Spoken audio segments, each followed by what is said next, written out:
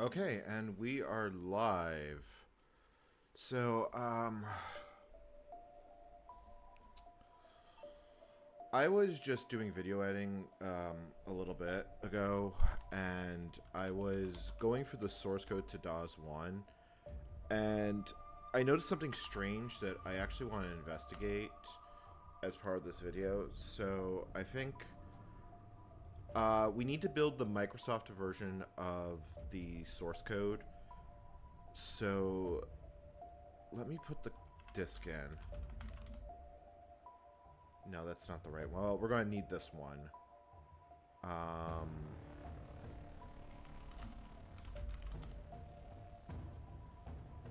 think this is the version I edited. Alright. You gotta enjoy disk swapping. Let's see if this is the one.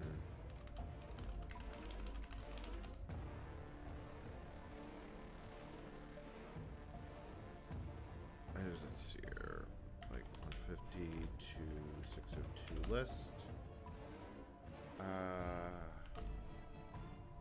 Okay, so no, I didn't actually edit it, but we need to build the Microsoft version of these files, and to do that is going to be a bit of a process. Board edit. Okay, so. Yeah, we need to make a copy of that disk. So instead of just using disk copy and doing it in system, I'll just make a quick photocopy of it on the host system because I don't feel like doing disk swapping this morning. This caught my attention so much that I just basically froze and decided to throw the live stream up. So I got so much crap in this folder. Hold on, I gotta find where. Let's see here. DAWs 1 source 2, DAWs source edit.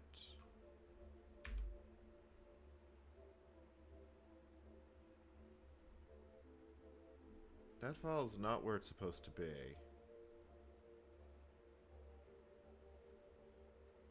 Okay, I do have a backup of it.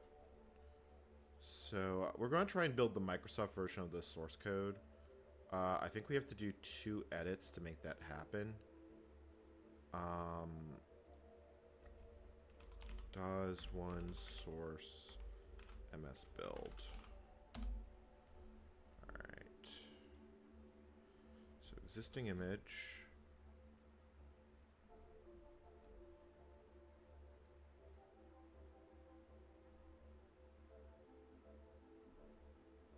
OS2 stuff. And where's the disk? Oh, sorry. Is that better? Can you hear me now? Testing 1, 2, 3. Yeah, okay, that looks a lot better on the bars. Sorry, I keep the mic pretty quiet when I do voiceover, and then I just amplify it in post. Because I get a better end result, or at least I think I get a better end result. So the oddity I noticed is that in DAWs 1.0, it doesn't support it doesn't support a colon as the path separator between the drive letter and that. And there was a few other things I noticed to the point that I just wanted to sit and actually build it because I wanted to look at it. So now that we've got that up, I gotta pull up. We gotta open Edlin. Oh, it's not gonna let me do that because the source code is too fat. It doesn't fit on the disk. Yeah, I need a scratch disk. That's what I need. Okay, hold on. I'm really feeling the, honestly, I'm just feeling fatigued. Nope, it doesn't, that one's not good. Like, I literally just threw the source up. Well, whatever that was, I just broke it.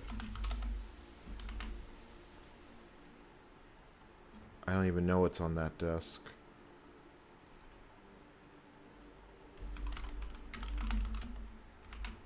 Okay, so that's not a valid floppy. Let me look at the file sizes because that'll tell me which ones I was using for this.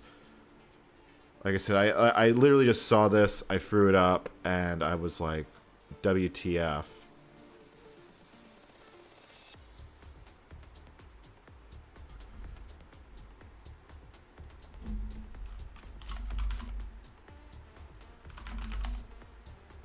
Okay, I know I have a blank disk here. Hold on, I gotta find it.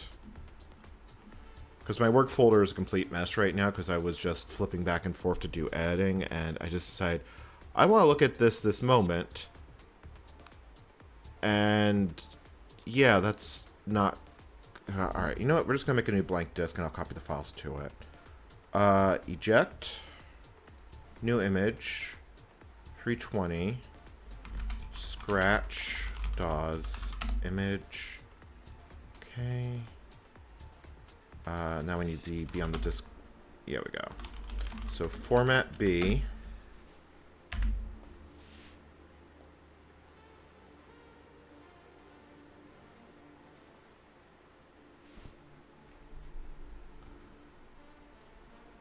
Oh, God, I am definitely tired. Yeah. Alright, so that's formatted. I did turn up the clock speed on the machine, so this should build a lot faster than it would be, because I'm more interested in investigating. I'm not sure I can get this to boot, unfortunately. There's some headaches.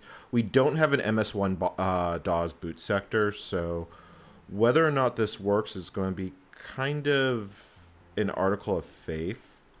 So let's put the source disk in. Copy command.asm to B.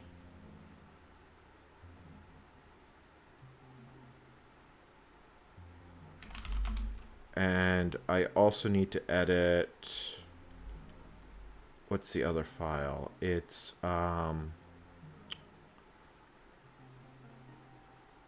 IBM DAWs, it's the... I think it's MS-DAW. Oh, damn it, I gotta actually look at the source code.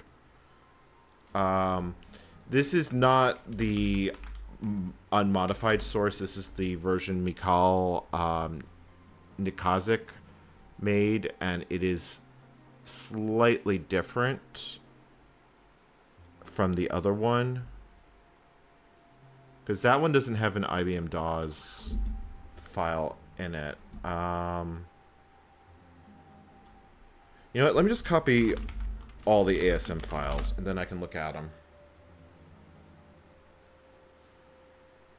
to figure out how to build it. Because if it needs to be std DAWs, then I've got a problem. I'm hoping that's not actually going to be the case.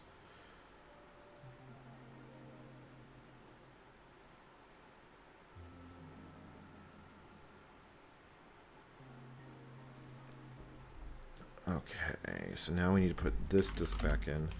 So let me look at IBM DAWs at ASM and see if this is what I think it is.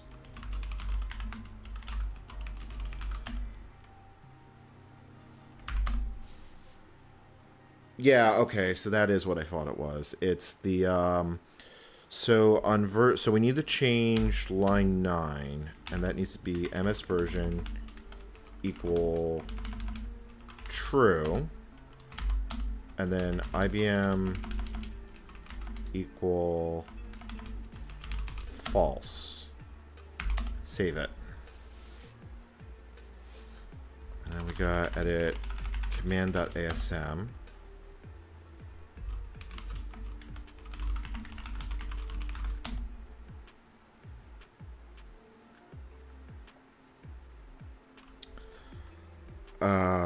List, because I saw that. Yeah, there it is. So it's on 21.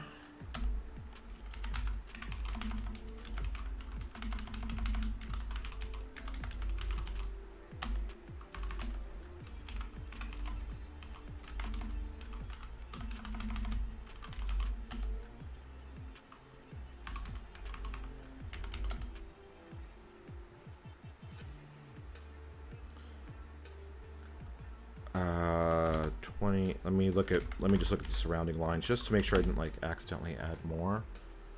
IBM version false, Microsoft version true. Okay, save it.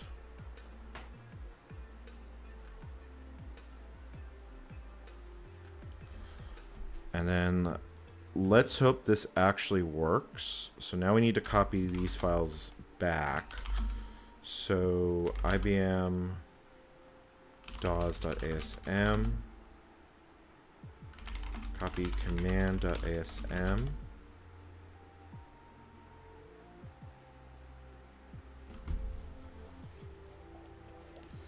Then we need to switch the disks around.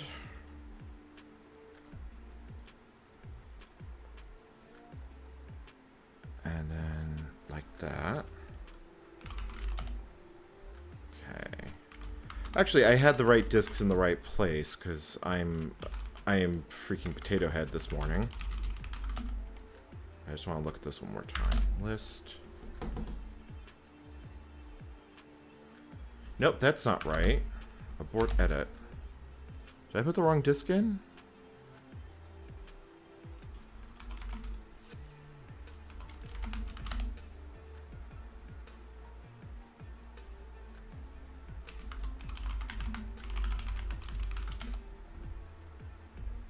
The reason I can't edit it in place is because it's too big. It tries to save a backup copy and then... The hell?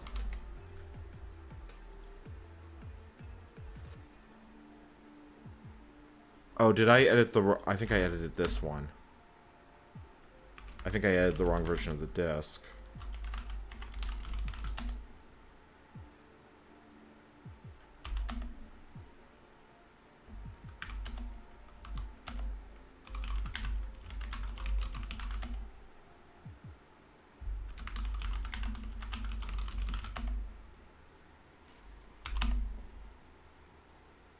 Yeah, I edited the wrong version of the disk. Let me eject it and rename my file so I don't get confused later.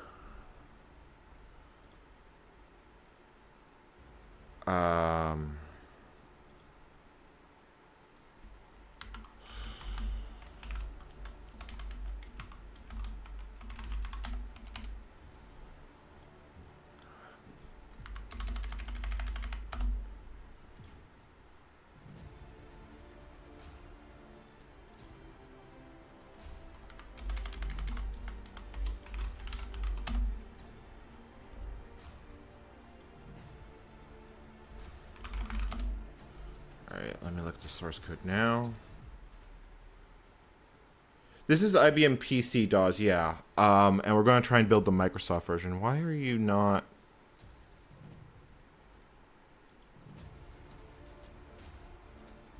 Existing image.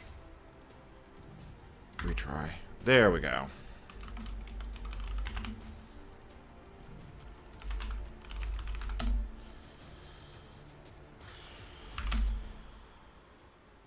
Alright, we should be good to go to rebuild it. We'll do make DAWs.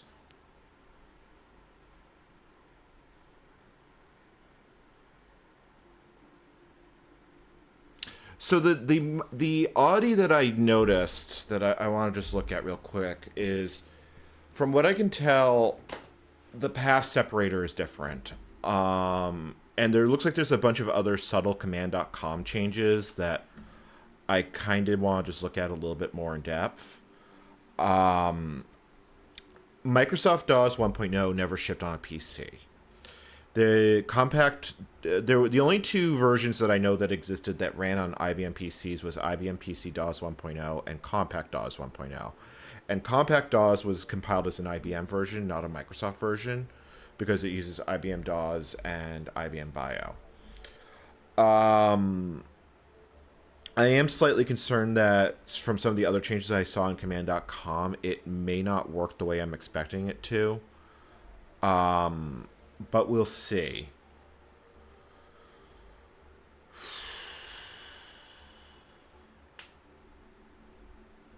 No, it's colon between the drive letter and the file name. From what I saw in the source code, it looked like Microsoft allowed it allowed the bracket, it allowed a slash or a semicolon, but it didn't allow a full colon. The default path prompt is also different. It's the drive letter and a colon instead of drive letter and a bracket. So if that's the case, then IBM is the one that created modern DAW's file pathing or Windows file pathing by changing this. I haven't seen this documented anywhere, even though this source code. It's not even on OS2 Museum, and I did some Googling. It doesn't look like anyone else has actually noticed this. So I just want to see it myself. I'm going to have to rewrite part of my script if that's the case. Even at 12 megahertz, this is still not a fast process.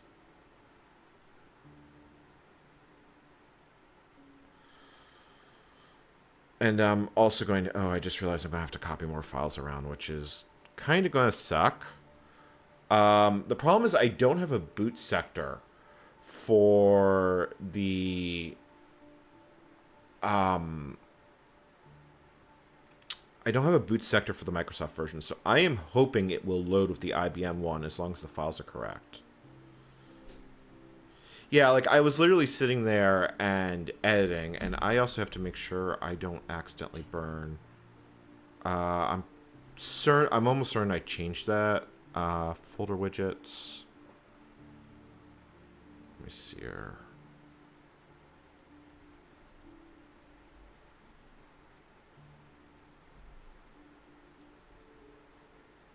Yeah, it's not burned into the stream. I'll stop the recording once this file is done, just to confirm I'm not burning in chat, because I had some problems with that. Okay. So, stop recording. Video clips. Yeah, like, I literally just threw the stream up. Like, yeah, it's not being burned in. Okay, that's good. So, alright. And now I need to make command.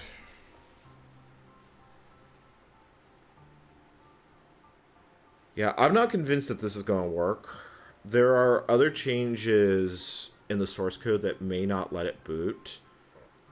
I don't think it's going to be that bad to fix it.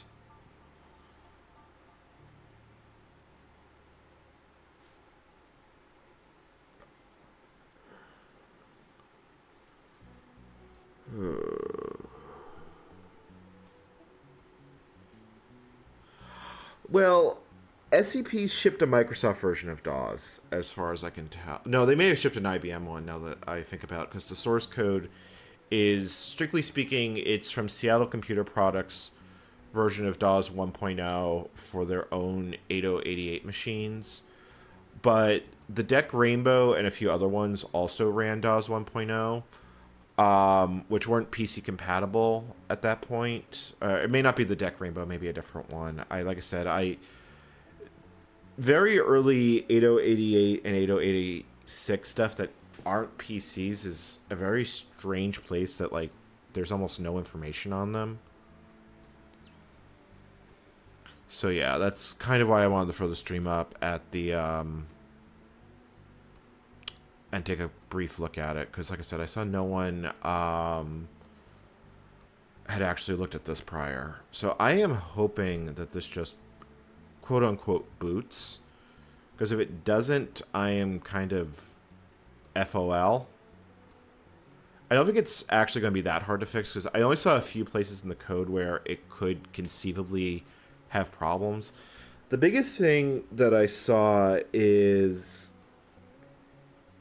the series of escape characters on Microsoft versions of DAWs are different. Okay. So let's see if this disk is actually bootable. DAWs source 1 MS build. Let's see if we actually have a bootable system. It may not boot. That's kind of why, yeah. That was what I was afraid was going to happen.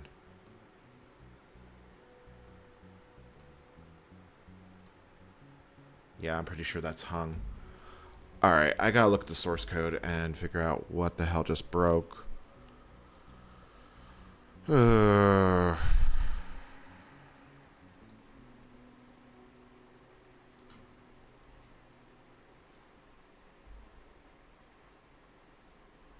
it's completely locked up. I can't alt control delete it.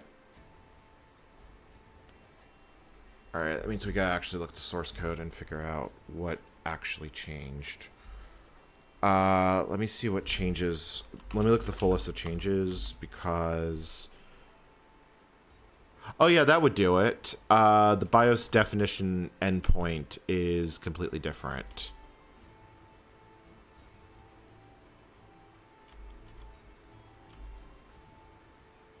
Oh wow, there's actually a lot of changes here. But that looks like the biggest one that it would actually care about.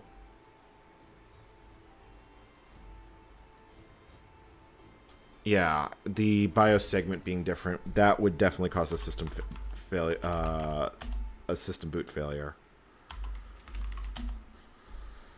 Okay, so let's put the DAWs build source code in. So edlin ms.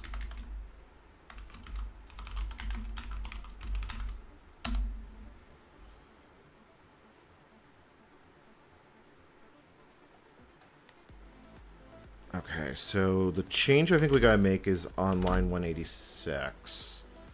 I don't want that much code.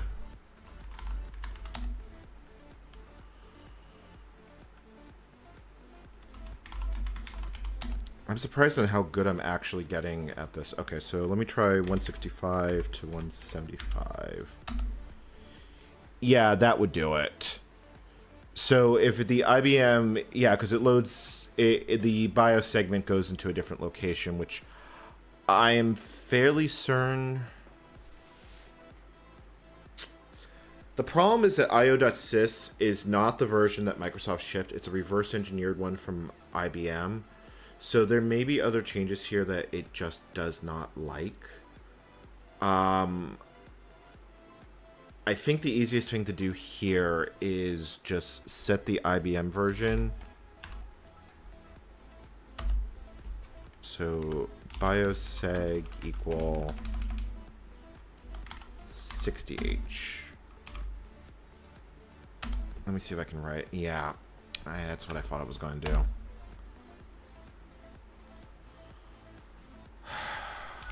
That's why I have a scratch disk for editing this.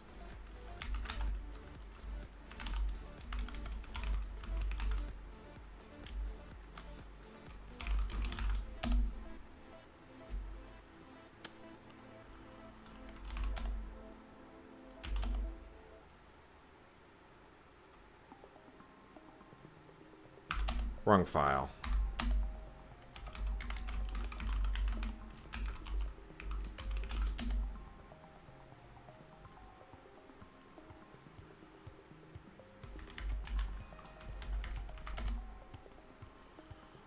Uh, 172.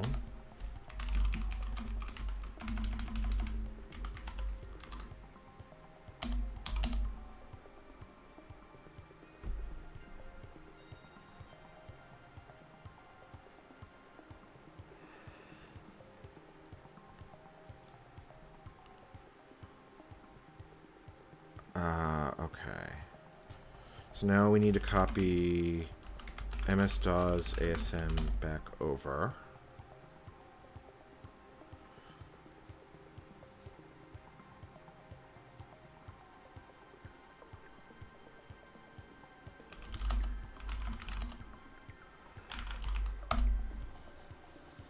And we gotta rebuild it.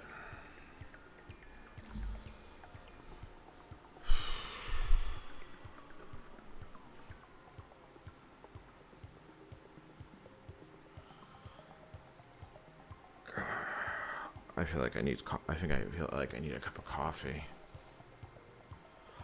BIOS in the source code actually refers to io.sys, not the IBM PC BIOS, and that one actually makes sense. io.sys, like I said, the version that in the source code shipped by Microsoft is not for the IBM PC. IO.sys is for SCP zone machines, and that means the entry point is different.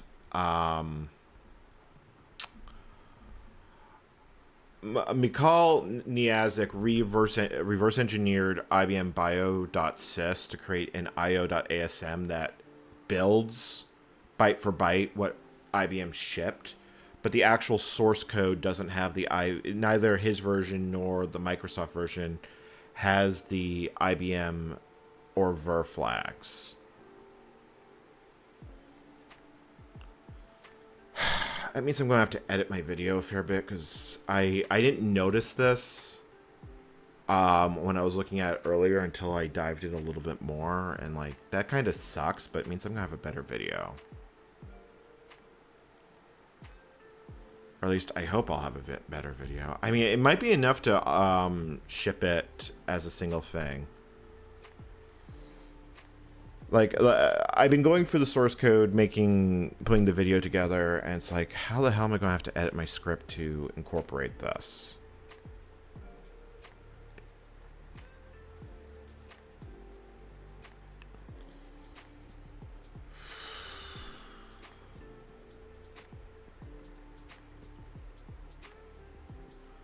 I actually should pull up my script and figure out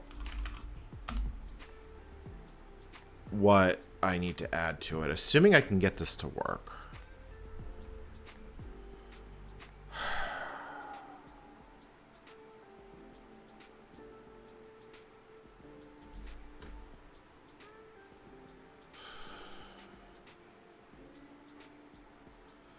Yeah.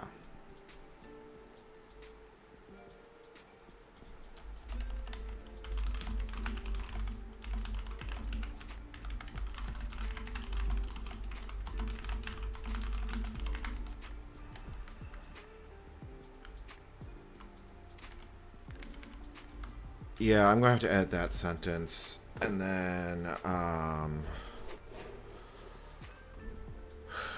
yeah, okay, now it's complaining about command.com. That's expected. Because it's a mismatched command.com. It's going to want me to do another disk swap, and this is on drive A because I'm a turkey and I put it in the wrong disk drive. No, this is emulating a period correct machine. This is cycle accurate. This is what it would have been like on the day, and I sped this up. It's a 12 megahertz system instead of a, yeah. Let me put this in the other drive. So, and then make command. Like, I could make it go faster, but I don't want to change it off IBM PCXT. I'm hoping we'll get something bootable. Actually, I don't need to rebuild command.com. It was just the BIOS. I can control C this. Or, no, I can't, actually. It's not recognizing control break, so. Alright, I guess we're committed. If it's to an asylum, that may be true as well.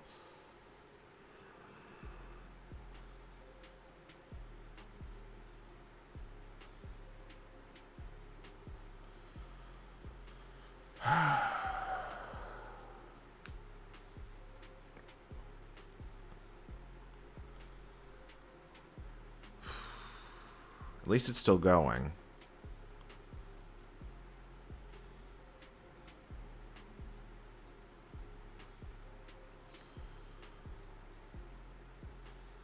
There might be other changes we have to care about, but we'll test them one by one. I might even turn the speed up even higher just to make this a little more interesting.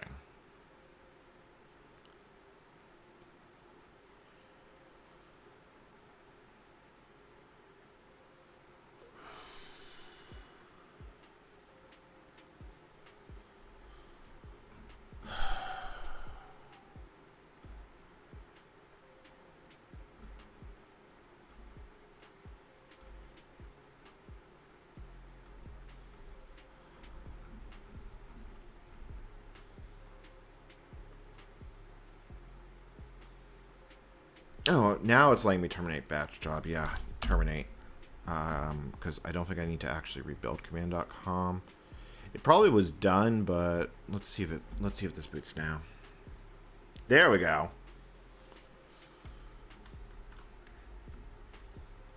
Okay, so the date is 16/19/2025. And it is 06:34. Oh yeah, chat, look, the prompt's different.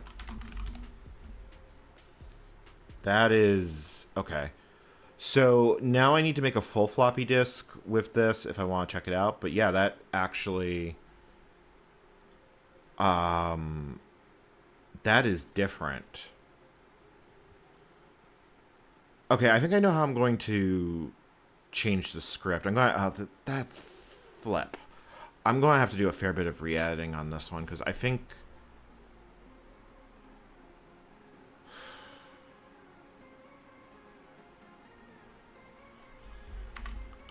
all right, so I need let me figure out what I'm doing here.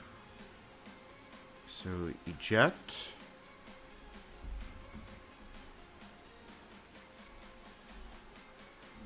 I need to put the MS-DOS 1 disk in.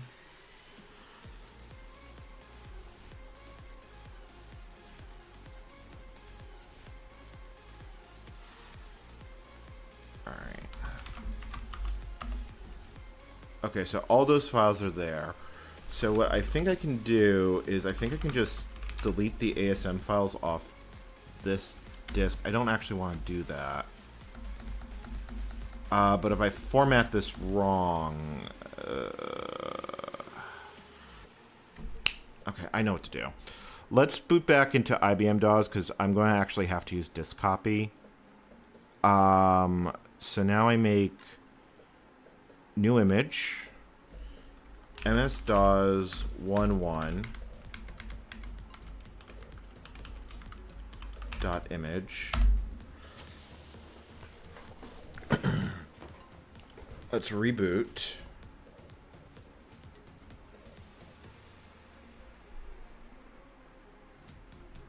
All right.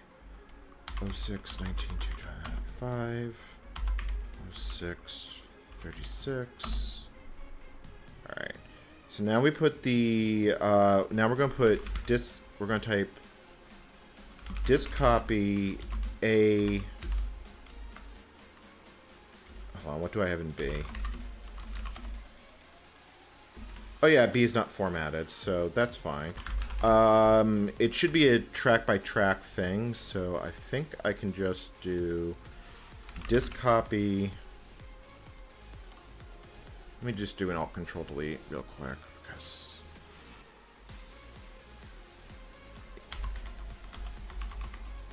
$25...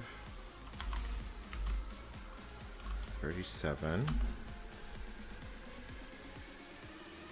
And then you put the MS build disk. No, I gotta do disk copy first.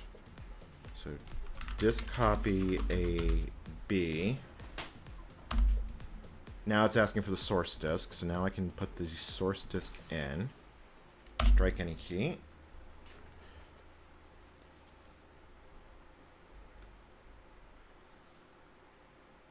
And then we let that do what it is. Then we can delete the file. We can delete the other files on and add in the executables.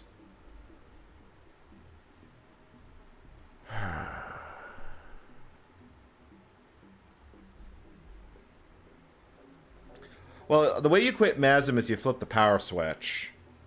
Like, that's the ultimate Control-C button.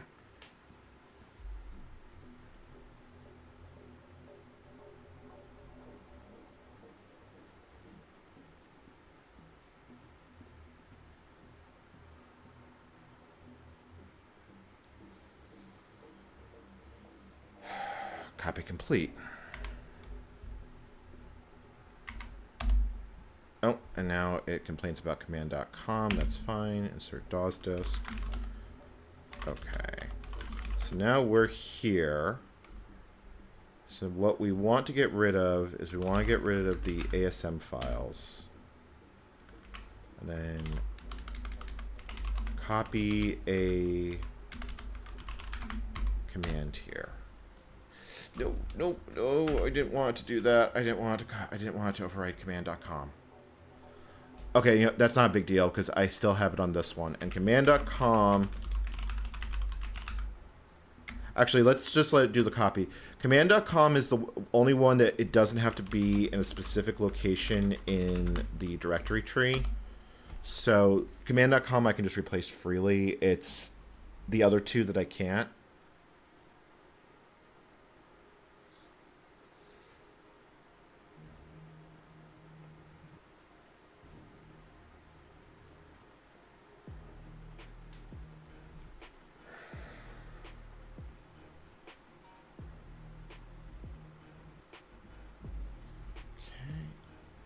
Then we put this disk back in.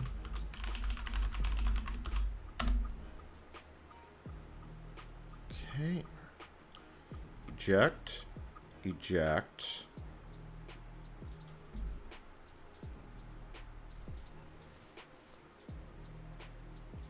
Cool.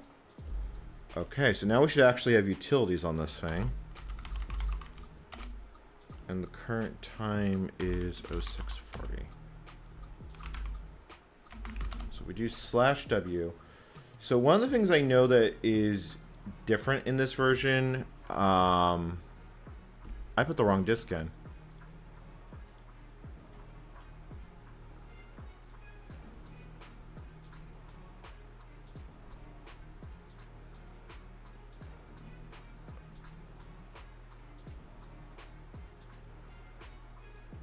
That was not the disk I intended to put in. Where did you create that disk?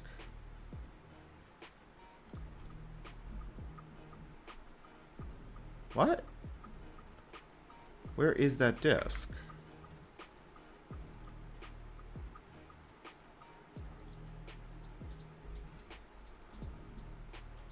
That did not get created where I thought it would be. I think it may be in the 86 box folder. So I think that is the default. Let me see if I can find where that actually went. Because now I've got just a weird floating, don't know where it is disk somewhere on the system.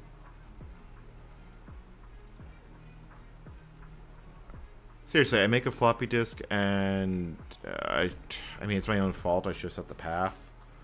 Okay, I gotta open a terminal and actually search for it.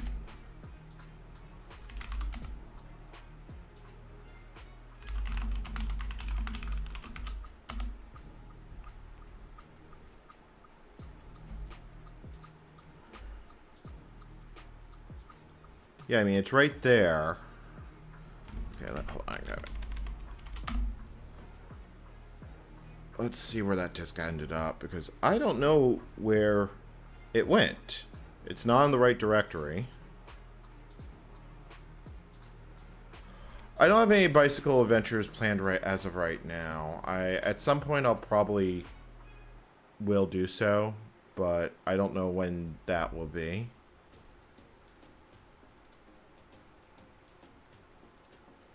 There it is.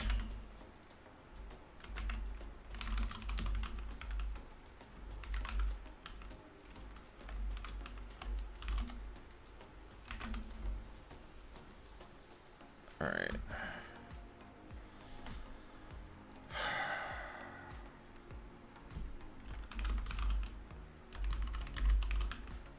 Let me move that to the OS2 stuff folder. And then we will... There it is. So now we should have a disk with everything on it.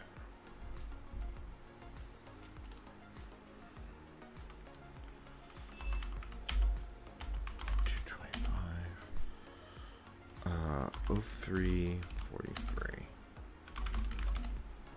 Okay, cool. So if I were to do something like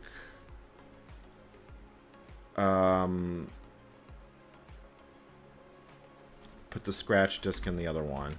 So if I want to do edlin b command.asm, what happens? So that does work the way I expect it to work. Oh, yeah. So it does not... let's see here. So a edlin command.asm.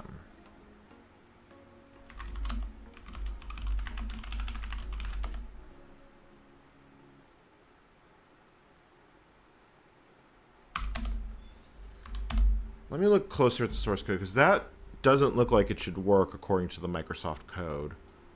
And let's see if we can figure out what some of the other differences are.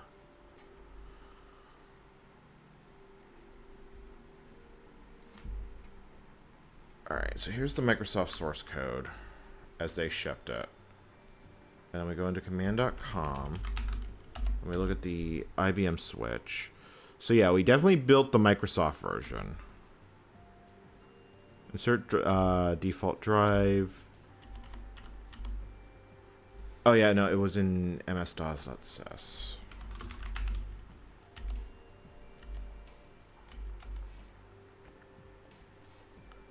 So yeah, there's a bunch of different escape characters. MS-DOS, first device, lobo all 0, copy 1. Control Z was not a thing in the Microsoft version. Yeah, so here's the part that caught my attention. Allow colon as separator in IBM version. And it's part of this function called... Because this is talking about making file control blocks.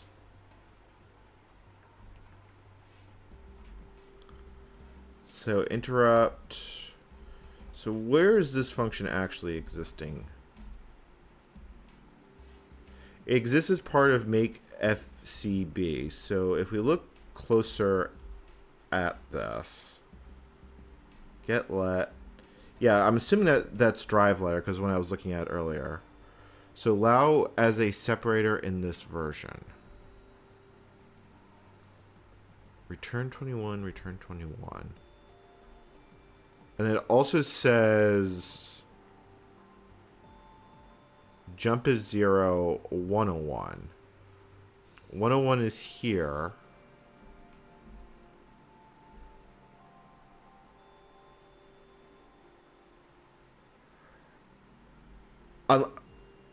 Oh, wait, that might be the separator between the lower part and the upper part of the file name?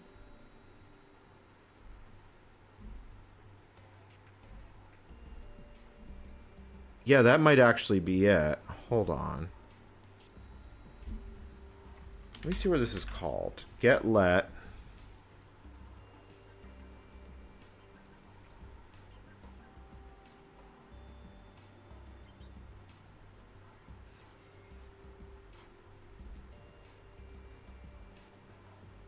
Call get let, quit if termination character. And this is, what is this doing? Yeah, so that's doing file stuff. That might be...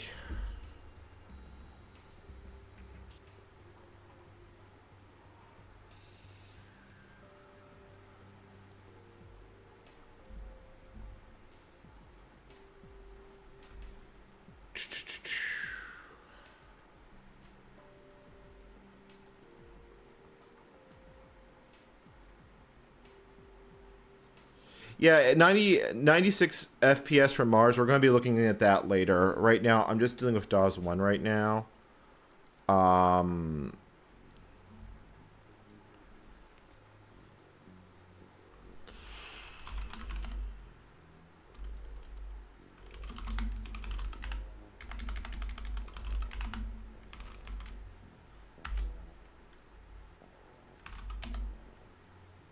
That is valid.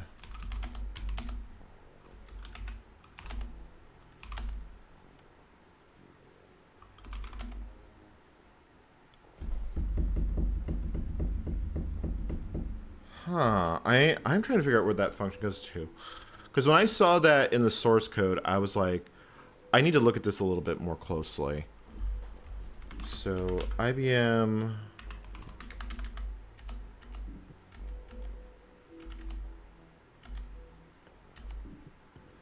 There were definitely other changes here, but nothing I can really easily demonstrate, like some with the different file names. So it says here, so jump 101.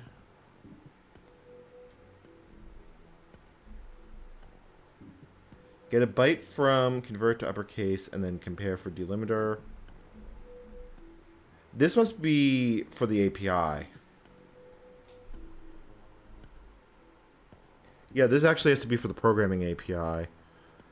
Edlin would be parsing it on the command line.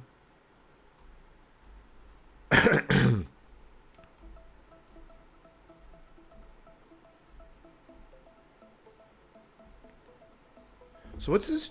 Where's this ret 101? So ret 101 just returns.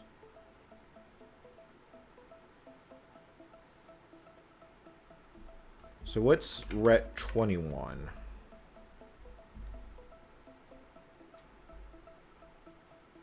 It is also a return, but it's a return in a different spot.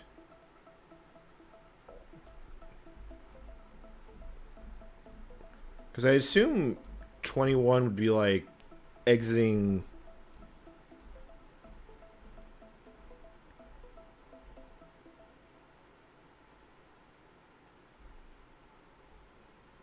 That is bizarre. Like, what the hell is the actual difference here? Because it does compare with these various brackets.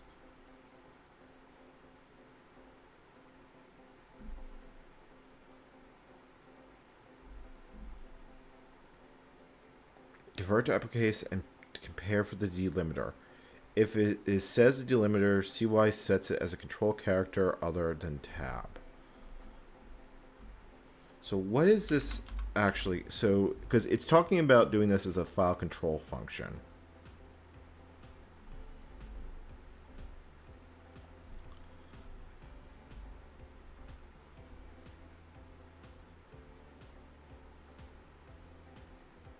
I think I gotta look at the Ralph Brown interrupt list. Ralph Brown interrupt list. Here we go. That's not it. I need the actual interrupt list. Oh, don't tell me that website's down. Like, that was one of the most useful websites for dealing with.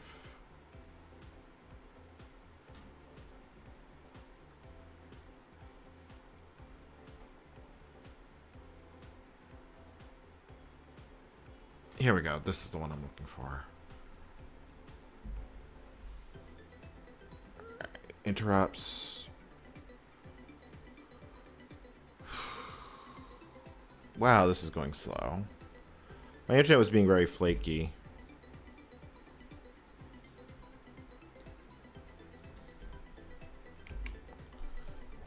Alright.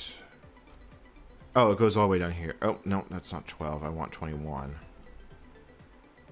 21. MS-DOS, so it's function...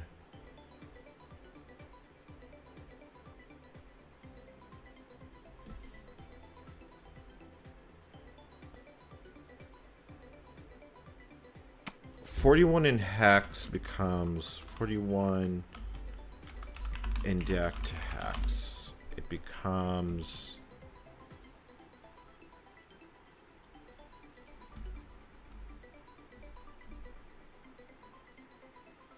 parse file name into FVB.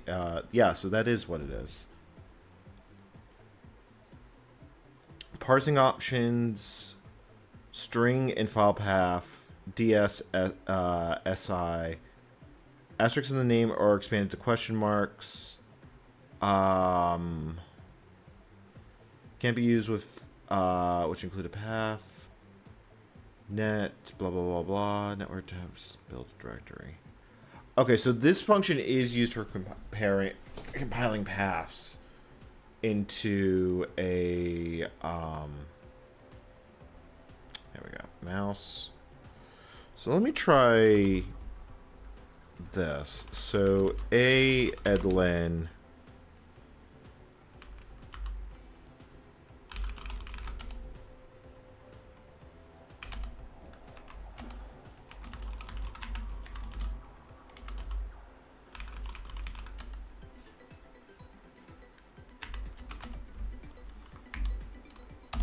Abort edit. Alright, so let me see here. Because it is also possible Edlin is doing something quote-unquote dumb here.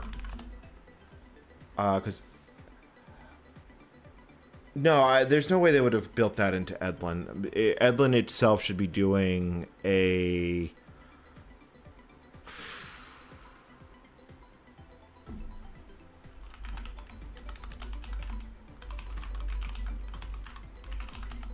yeah.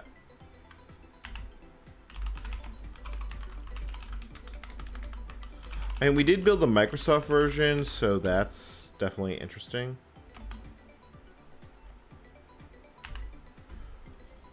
Oh, this might have been a bust. I really am trying to figure out how this code works then.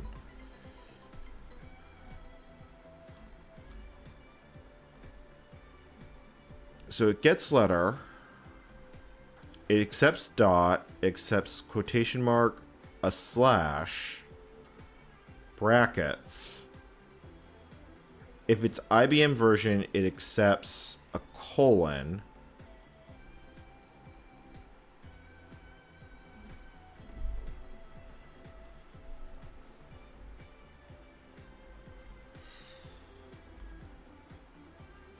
So let's follow this back up.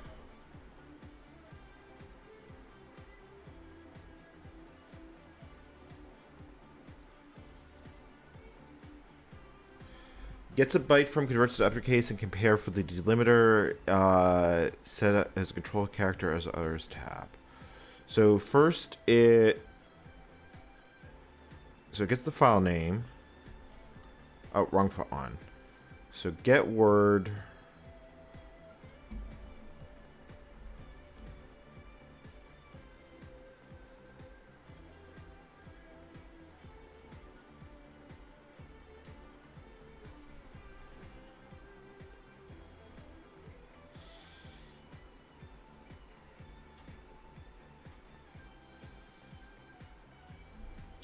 Trying to remember my x86 ASM here. It's been a while. Alright. So interrupt 41. So this one opens the file. It grabs a default drive. Use current file name as default.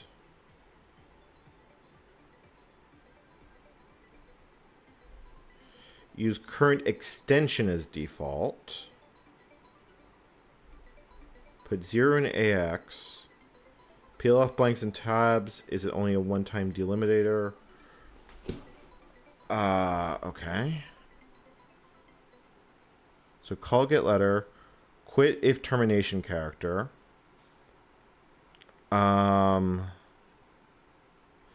Check for drive separator.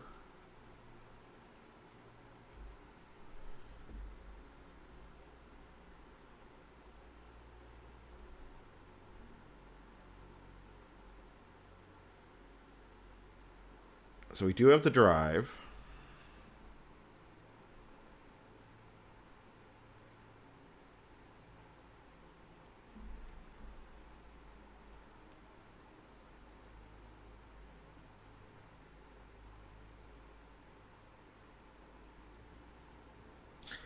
JBE.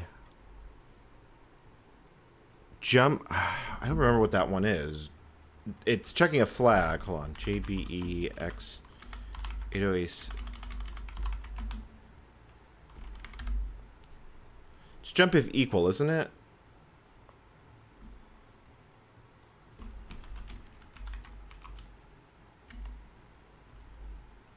Below or equal. So let's see here. What is no drive defined as?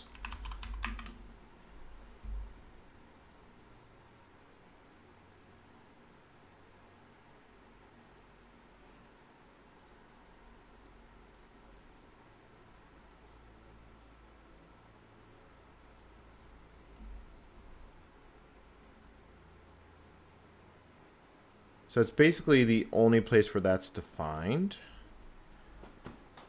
So it calls get letter. If it's not, jump if below or equal. Well, because that would set AX, because AX would be the return function. So we look at get letter, and how the hell do you work?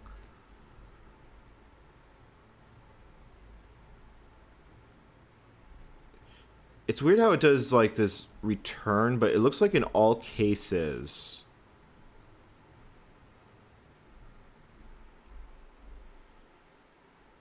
In all cases, it's going to return. No, it's not going to return 0. Because it's going to return whatever's in AX.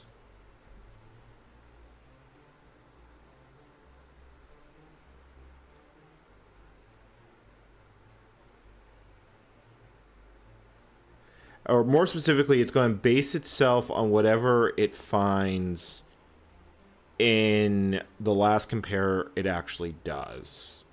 Yeah, okay, this code's a bit spaghetti.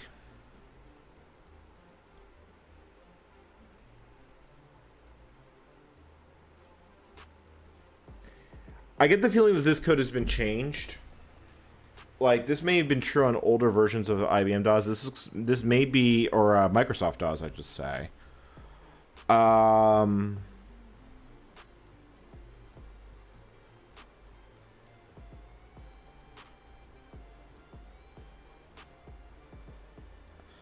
just call rat 101, and then it has all these ones here that run 21. So if compare is, let's see, so I gotta keep looking at CMP.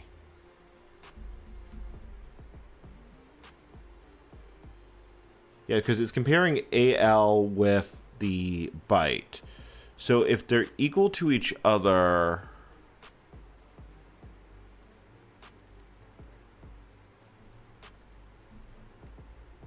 crap, it's been so flipping along since I've actually played with x86 assembly. I'm struggling to remember how it actually works. I want to see if you compare the two variables to each other.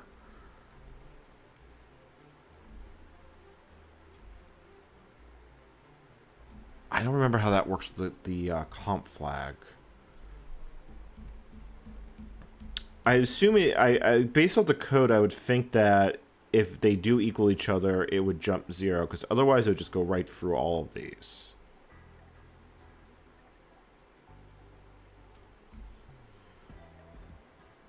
Which makes me wonder if this works.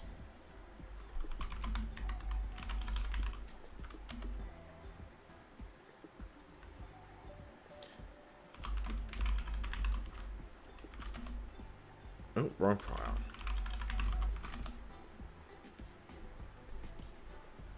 Interesting. No, so it does actually just stop right there.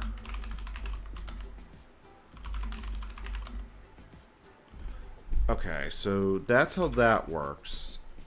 So that basically just stops it dead in its tracks when it seems to hit. The thing is, I don't know if that's actually opening an FCB or not. It might be doing something besides that. And I don't exactly have a whole lot of other programs I can look at to determine behavior.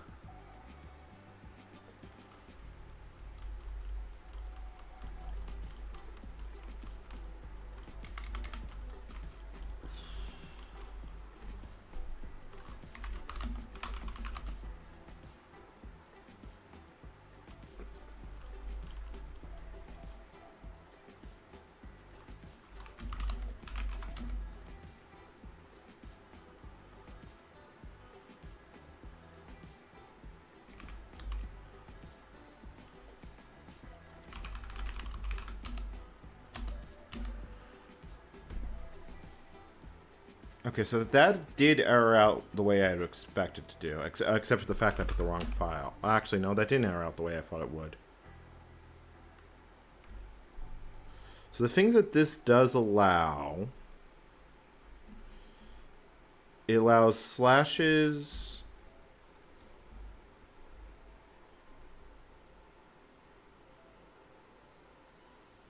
and then does lowercase checks.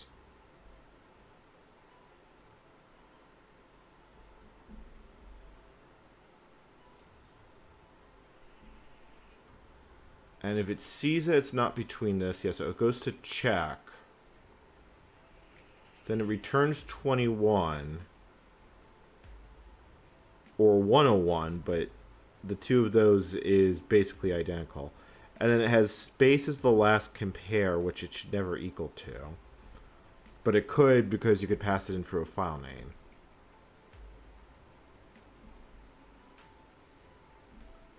Because the only place this makes sense to me is as the drive letter delimiter, which is also how it's referred to other places in the code. So if I try something like that,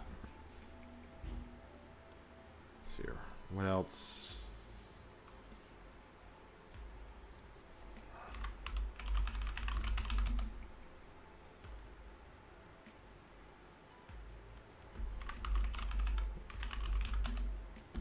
So that does actually work the way I would think it would.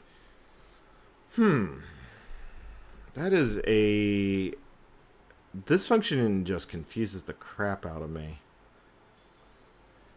Because it's only, this get let is only used in a handful of places.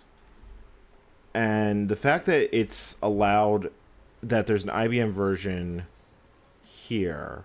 So it gets word, calls delete, exit if invalid character, exit if. File name.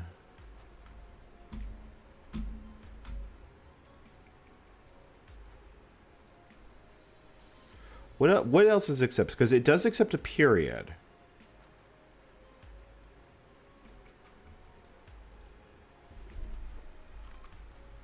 Hold on. Command.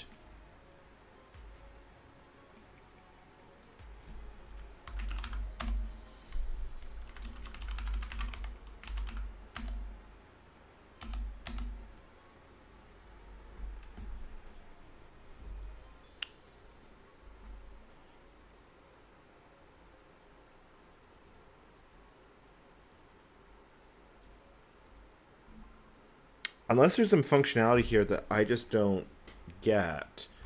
Let me see what chat is saying.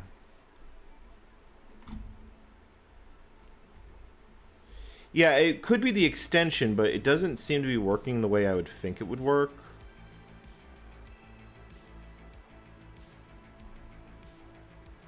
Because this is just bizarre to me. So move check is a delimiter, load name, entry point connect converts, competence 0, it's the only delimiter allowed, got the whole name.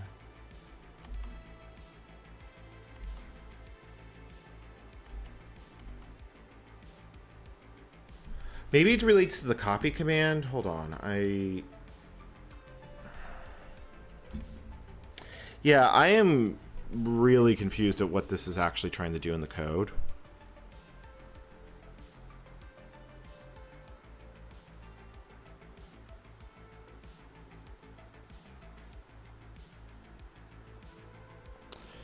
David Gao, thank you for pointing that out. Yeah, you're right. I did use semicolon both times. So...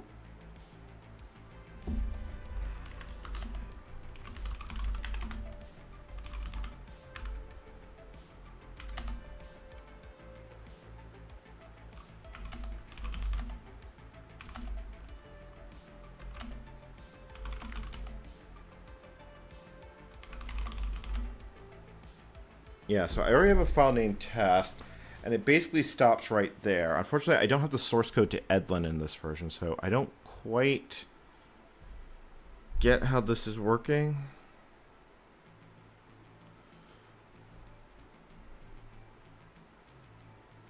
Because I don't get what it's a separator for. And then you have... Let's see here. If not IBM... So wait, hold on. If IBM...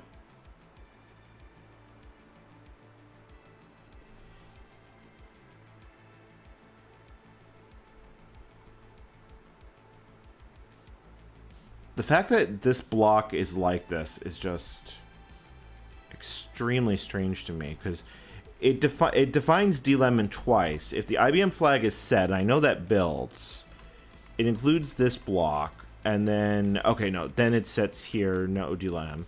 So what's this above it? Okay, so that's the check function. So this is actually where this comes in. And for... so it's only this section it actually cares about.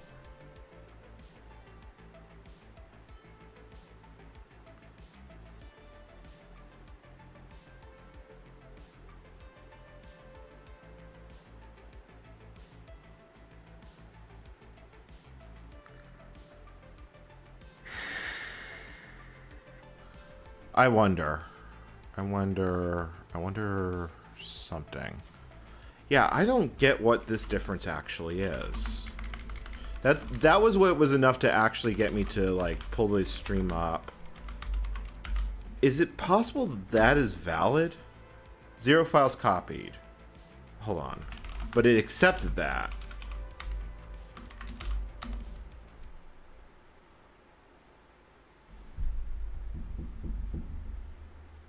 Insufficient disk space. I saw the B drive light up.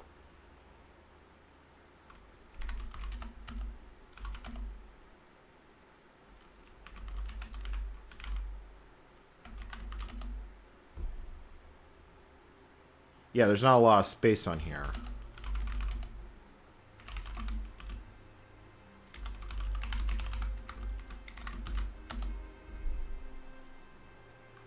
Did that copy to B? That did copy. Oh. Oh, that's bizarre. Does... what? I have never... that's like the pip syntax. I think we found what that function actually does. So if I try it with a semicolon... hold on, let me actually chuck it off the B drive.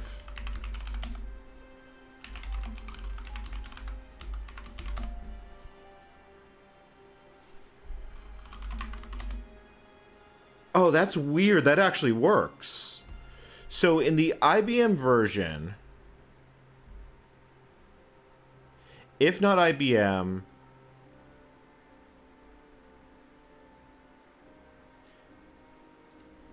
so if we try to use B as a separator here, it should fail on this version.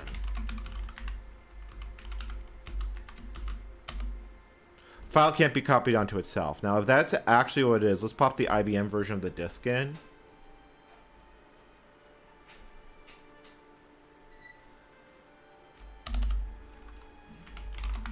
Edlin.com.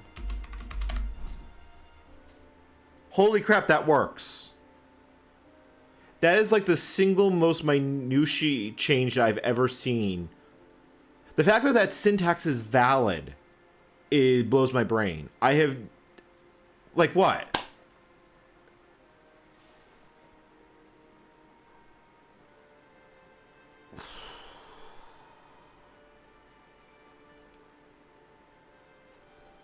Like, if I actually delete Edlin, be off Edlin.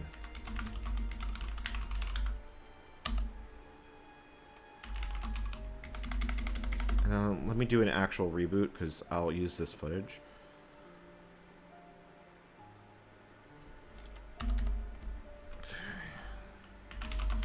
Edlin.com. Yeah, that's kind of what I'm going with here. Is that valid in later versions? And now, if we boot into Microsoft DOS...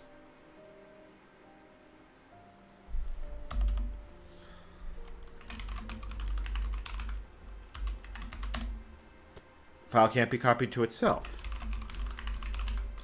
But I can do that.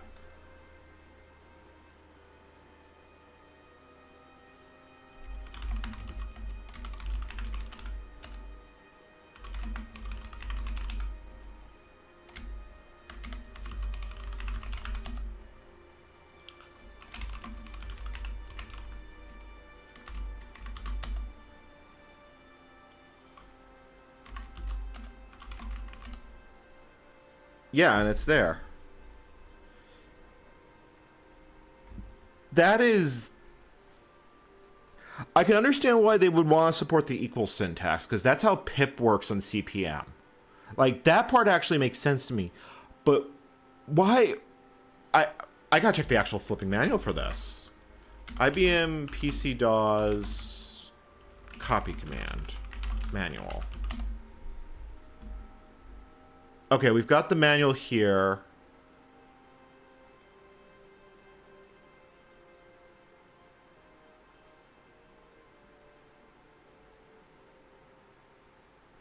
Disk operating system. All right, so here's the actual manual. I'm assuming that's a compatibility. So let's look for copy.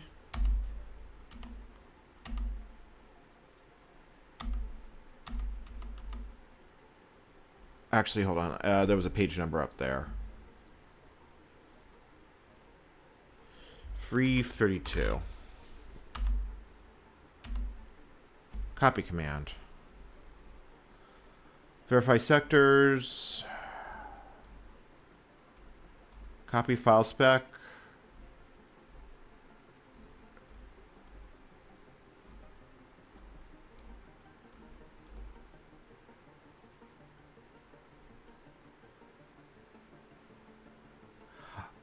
It's using for concentrating files together. I forgot about that. That is something that's actually... I forgot that that functionality is in copy. Although it is doing the copy.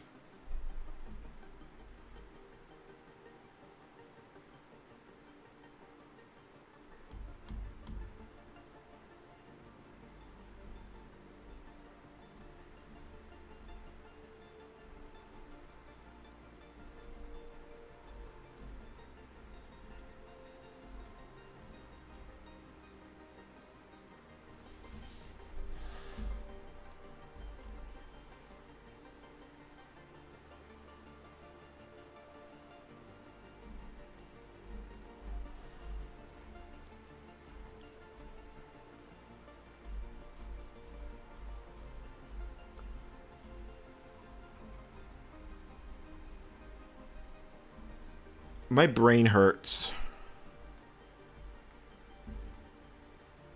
Yeah, but they don't even mention the fact that the colon is a valid separator.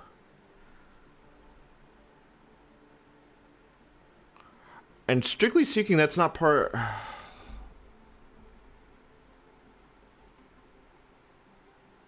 File can't be copied to itself. Have I, like, been making Edlin longer? Because that would be funny.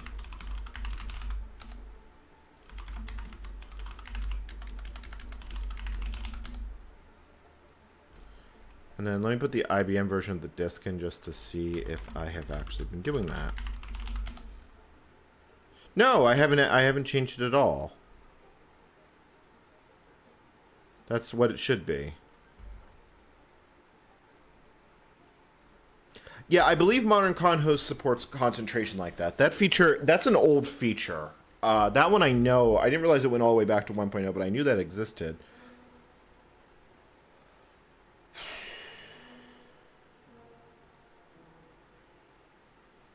No, you know what? That's got to be command.com. Hold on. Let's look at the source code to this, because that's got to live in command.com.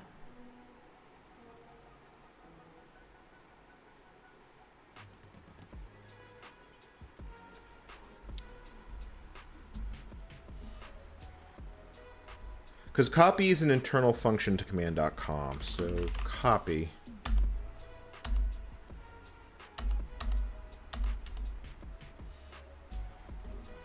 So transient portion. Here it is. Copy. Have destination.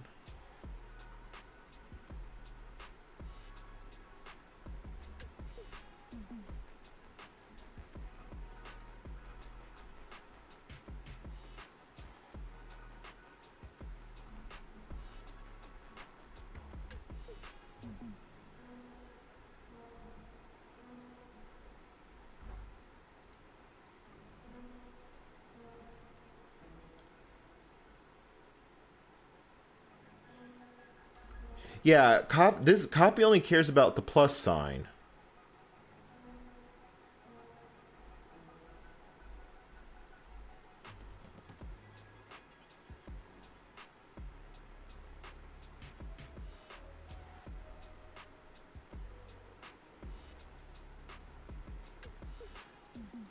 Yeah, look, that's how it does. It copies the command line to... Oh, I see how this works. Holy fucking cow, that's nutty. That is legitimately nutty how that works.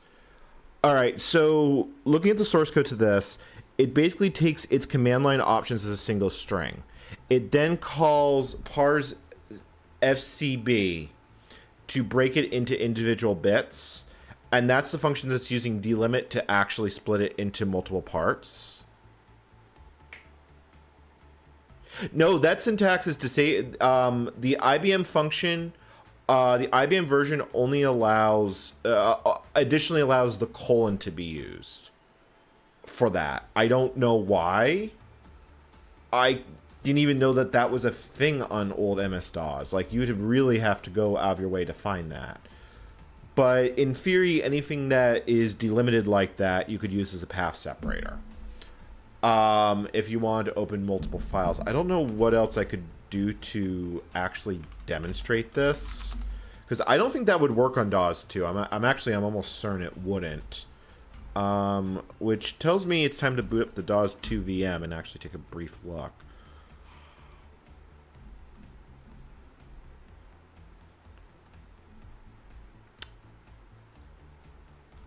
Yeah, let's look at the DAWs 2 VM. I am pretty sure that that does not work in MS-DOS 2.0.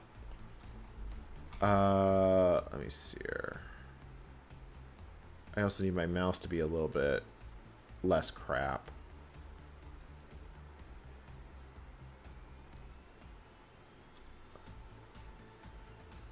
Actually, what's the easiest way to test this? I guess I can boot... I guess we can just boot into DAWs 2. I don't really need to do like anything else special. So IBM PC DAWs 2. I'm pretty sure this function... Alright, let's give it the 3-finger salute.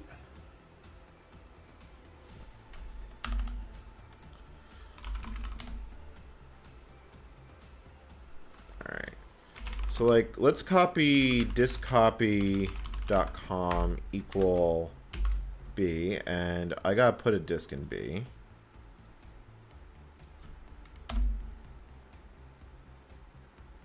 Huh. That does work. Yeah, that did actually copy. Diskcopy.com. So let's see if that still works. Like, does that...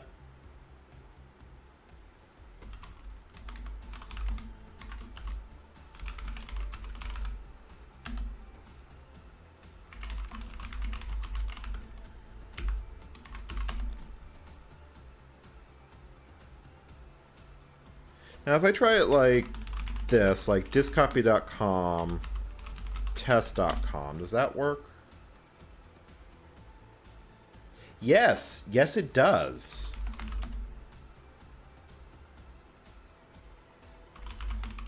I didn't know that syntax was supported.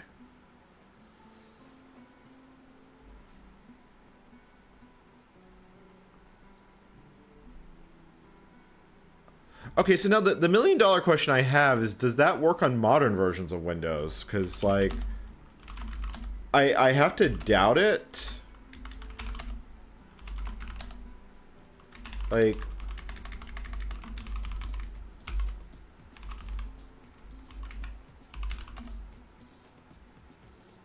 Okay, I'm not losing my mind. That doesn't exist on NT. I would have been completely flabbergasted if that worked on NT.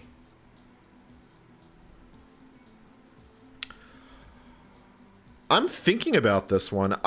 Using equal as a delimiter makes sense. That's how pip works on CPM. Like, on CPM, you would do... The thing is that in CPM, the command would be the other way around. Actually, let me look up CPM pip. I believe pip, it's... Yeah, it's destination source, and it uses an equal command.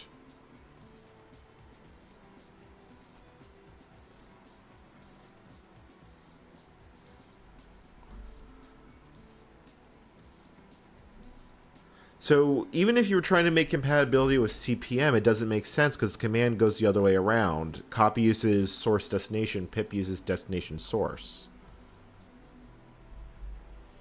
Yeah, that doesn't surprise me. I'm wondering how long that lasted. I mean, if it's only, it also implies that command.com is using file control blocks on DAWs 2 instead of the file API, because unless delimit is used elsewhere in command.com, I'd have to actually look at the DAWs 2 source to know that. But the fact that that works in and of itself kind of boggles the brain. I'm curious if it actually works on later versions. Let me see here. I think this one I can just... No, I need one with a 3¼ floppy drive. 3½ floppy drive.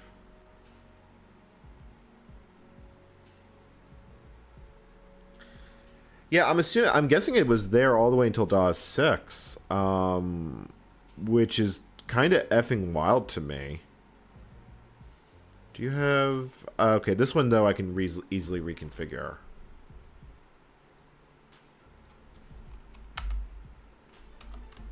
I am really curious if that's there on DAWs 6. At this point, I have to assume it is.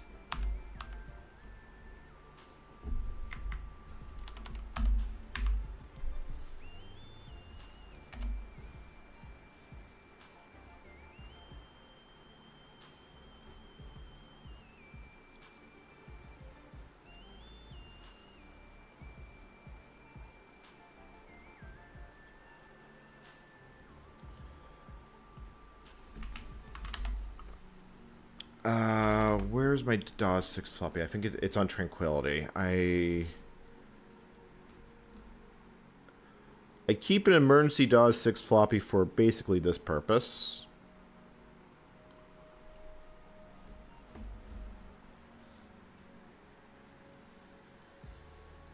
Yeah, I haven't seen anyone document this.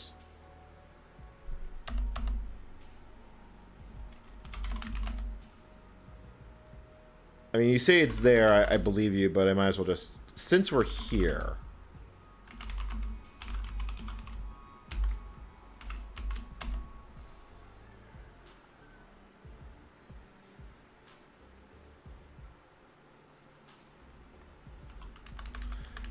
Can I do multiple files like that? Like, if I wanted to copy command.com, msd.exe...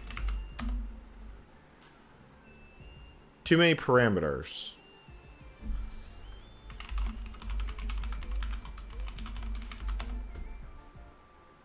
Okay, so it doesn't support multiple files like that. Yeah, that's...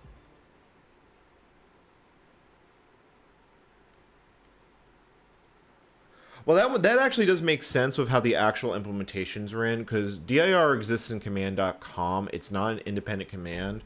So command.com looking... Yeah, that behavior actually makes sense looking at the code on why that works. I'm assuming it's a fluke, but I have never seen that behavior documented. So let me just see if there's anything else of actual interest here. So it changes the prompt. It changes one message.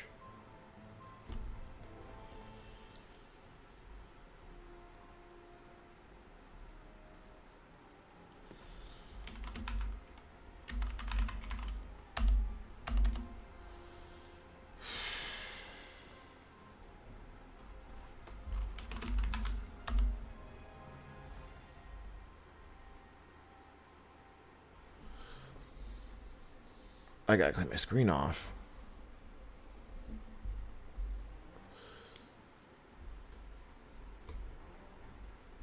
So IBM added command COM1 as an IO port.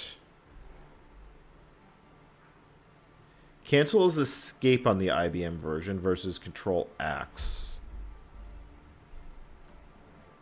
One key toggles insert and print or echo. Yeah, but those are like config variables. Okay, so that one doesn't matter. So escape character. So if I type Control X. So this is the IBM version. So if I hit F6, nothing happens.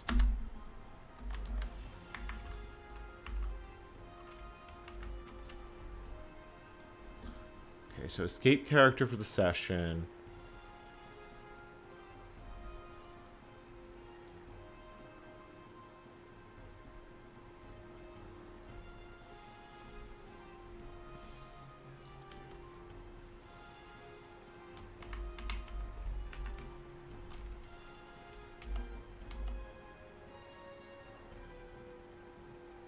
Okay, so the IBM version actually does not allow the escape character because it's set to 0. 1B in hex. What would that be in ASCII?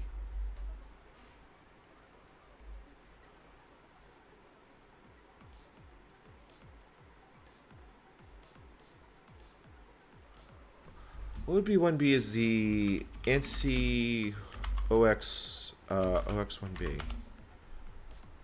So that would be escape. Are you telling me there's line editing on the Microsoft version? Like, you're shitting me. Like, is this actually a thing?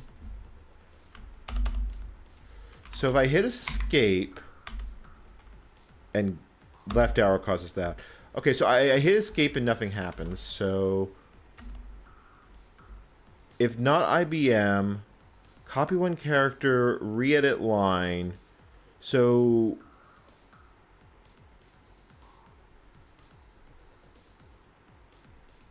yeah, this looks like VI style line editing.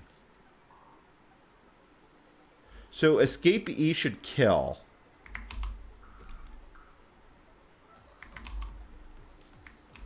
Maybe I have to do it at the same time.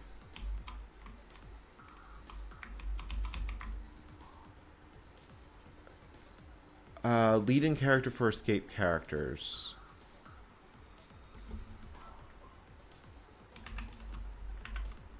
It's interesting that the escape behavior is actually different between the two.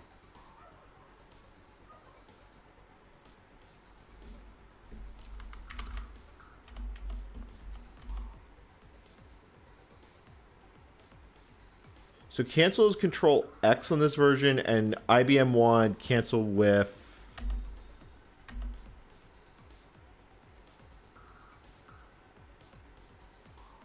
I'm trying to figure out what this connects to.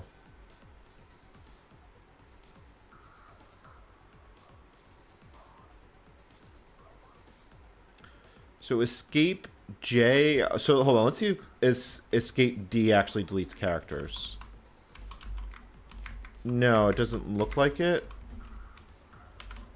Okay, so Control X did do something. Control X. Okay, so escape character, escape tab. Leading character for escape sequences.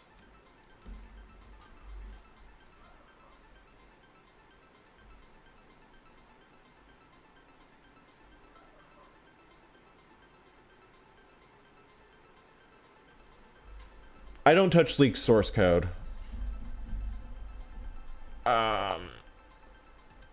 So I'm not going to touch leaked Windows source code. If they ever publish like Windows 1.0 legally, I'll be happy to take a look. But I'm trying to figure out what this other block does, because this is... Because here it says cancel with escape. One key enters toggle insert mode, printer echo, and device nodes. So,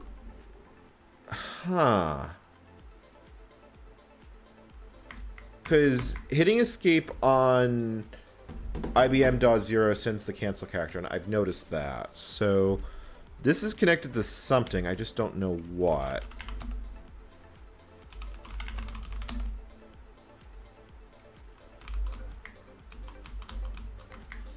So maybe it has to be capital D?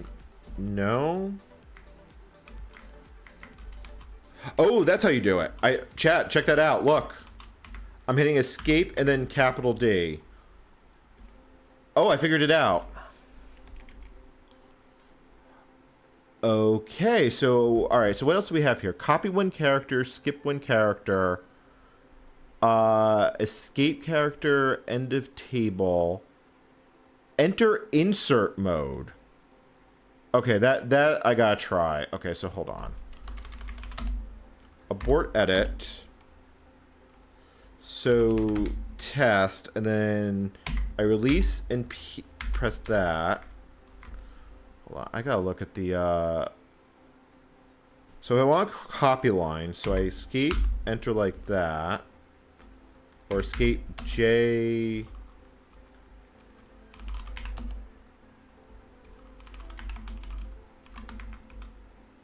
Okay, so it doesn't work on the command line per se. Like if I do it here. Oh, that's right, it has to be capital. Kill line. Oh, chat, that did it. It did the slash and it killed the line. So let me try capital J.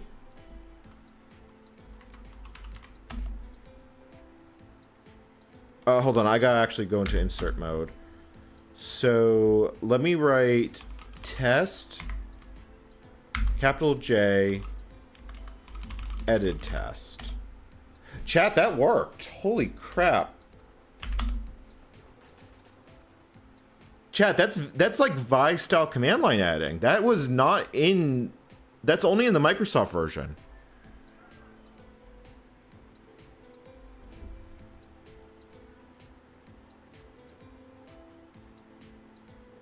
Okay, so what is it saying here about the IBM version? Because it does look like enter insert mode, toggle, copy line. Oh, I see. So it's copy one character. Yeah, okay, I get how this works.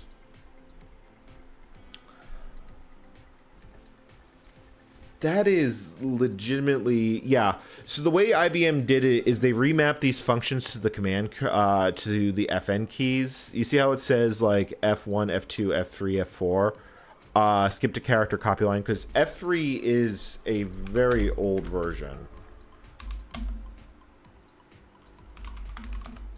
Like if we go back to the IBM one. Oh, this is gonna suck to film. I think I put the wrong disk in. Yeah, I put the wrong disk in.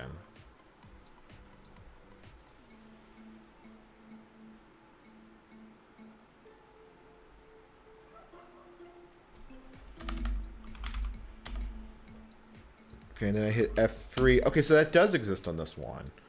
So then I hit F1, it types it out again.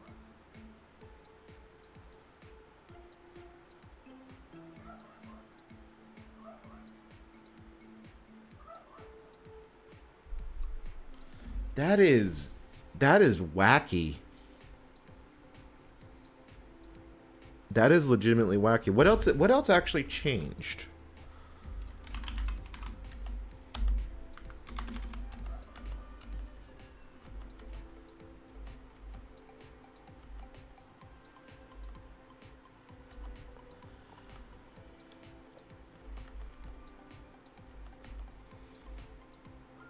That's it.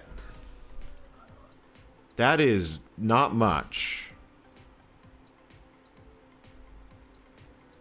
Okay, I think we can work with this though. I think that's everything I need to do here. Let me go get a cup of tea. Let me figure out if there's anything else I need to look at. But the fact that that is an actual difference is fascinating.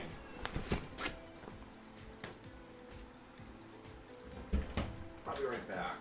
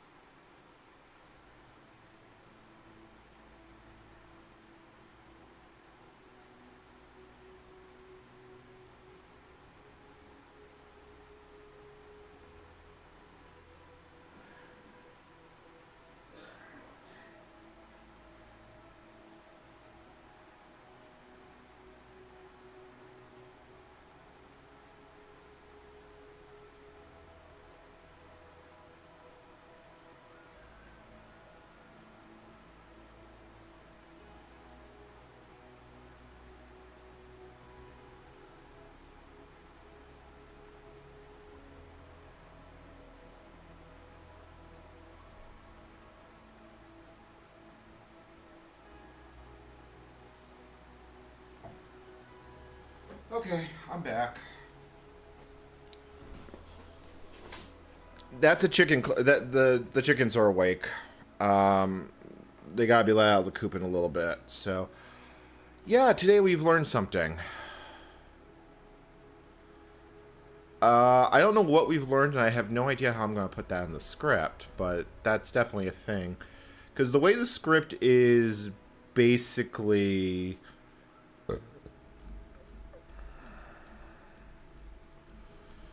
Basically written.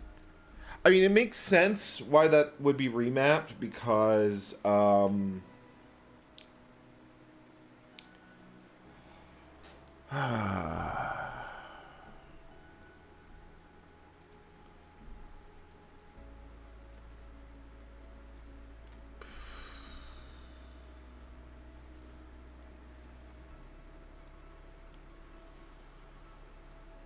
okay.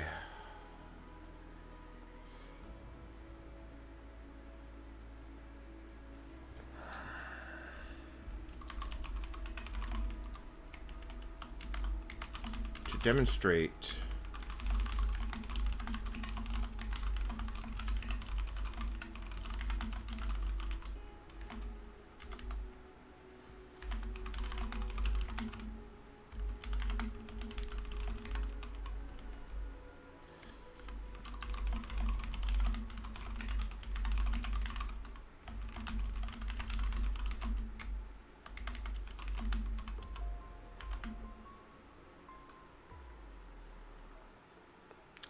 Yeah, actually, this entire section, I think I need to change.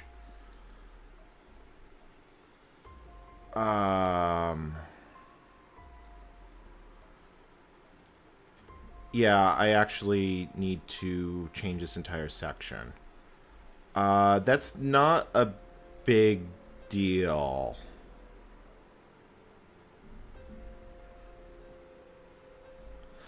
I sometimes the chicken's not so much. The turkey I occasionally pet. One of the turkeys is a little traumatized. One of the birds died recently, and the other bird has not been all that happy. There were 3 turkeys. We're down to 2.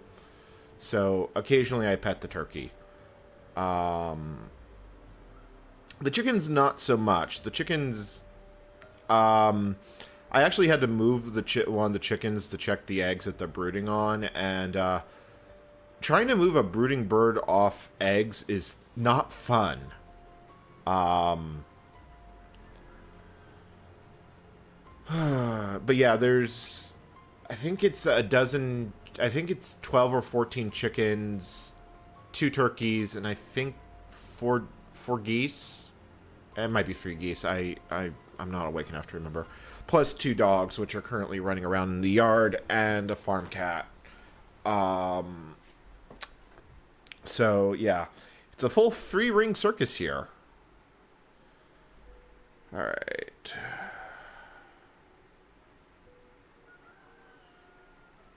Version ships Seattle Computer Products. Rebuildcommand.com.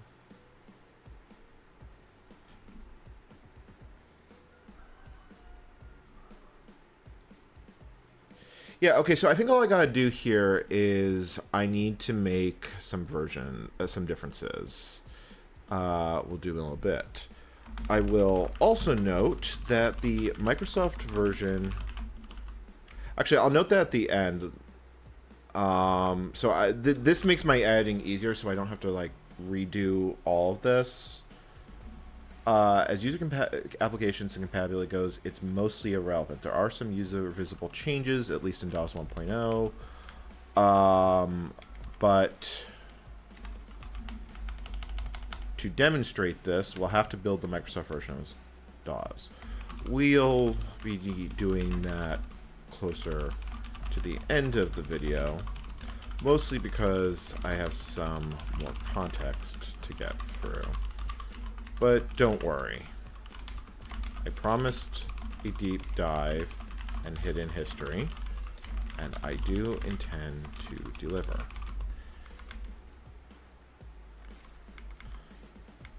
And I think I can just strike these 2 paragraphs.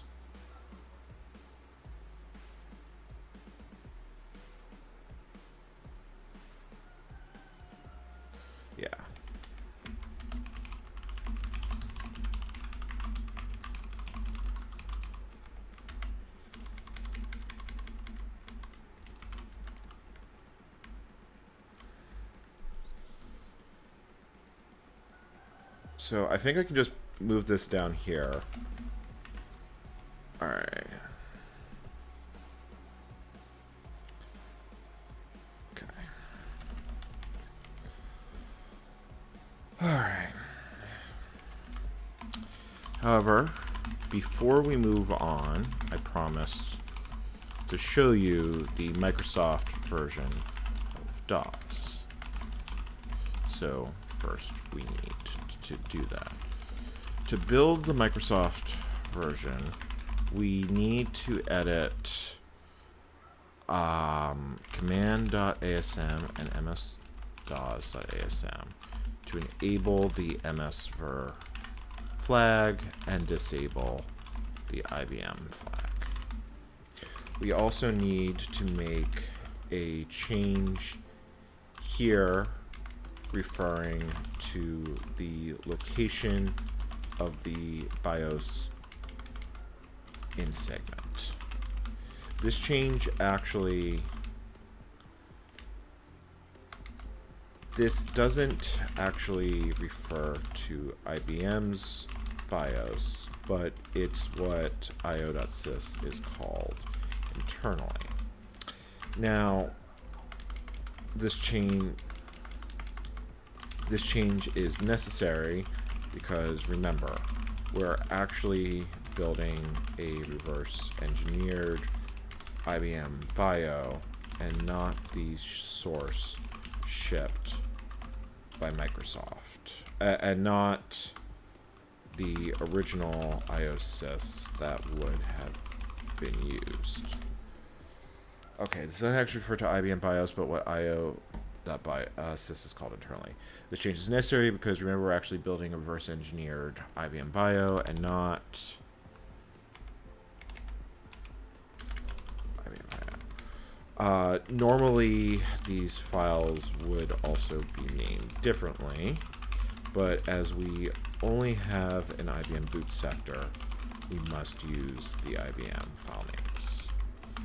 After making those changes and rebuilding, we're ready to reboot. Okay. So the first thing to note is the Microsoft version of DOS never shipped for the PC. There were only 2 vendors, as far as I know, that shipped PC compatible hardware with DOS 1.0, and that was IBM and Compaq. And as previously mentioned, Compaq shipped their version of DOS with the IBM flag set. As such, unless someone can find proof otherwise, no PC ever, no Microsoft version of DOS was ever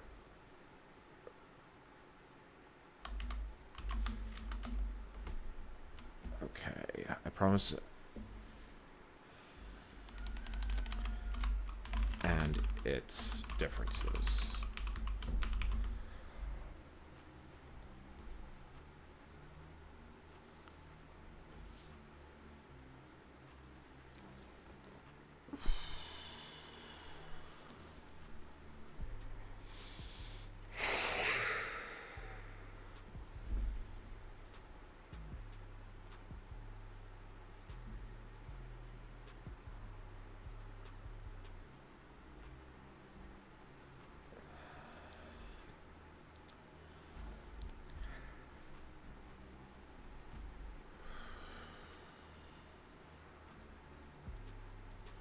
Shipped a version of the IBM flag to enable the MSVer and disable the IBM flag. We also need to make a change here referring to the location of the BIOS in segment. This doesn't actually refer to IBM's BIOS, but what io.sys is called internally. The change is necessary because, remember,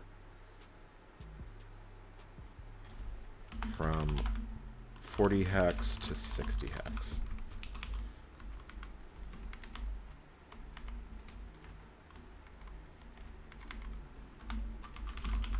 this makes this makes the system load IO sys at the correct offset, and without this change, you just get a hang. After doing all that, we can just rebuild the DOS kernel and command.com as before.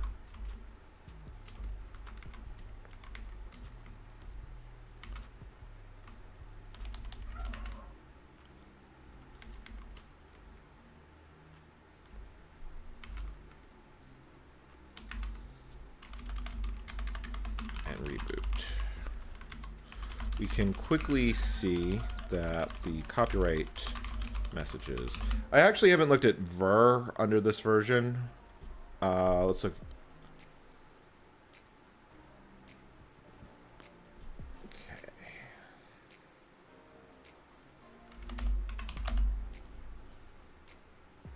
Oh. Okay. Well then. I didn't realize ver wasn't in this version. Is it in the IBM one? Because I could have sworn it was there.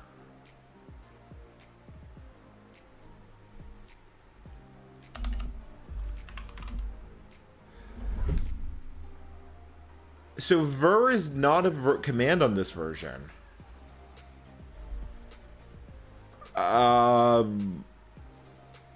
What? Are you kidding me? Is that actually...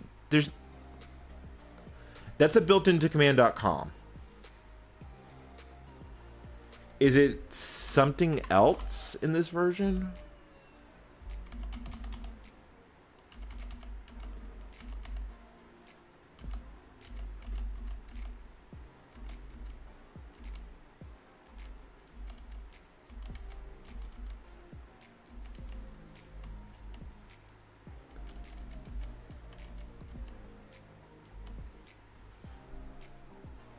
Like, that isn't... It's not a separate binary in this one.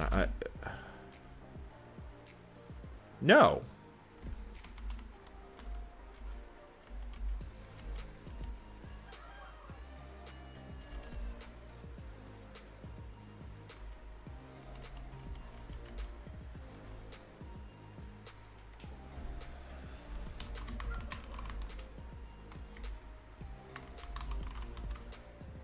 Okay, so here's the list of commands. Hold on.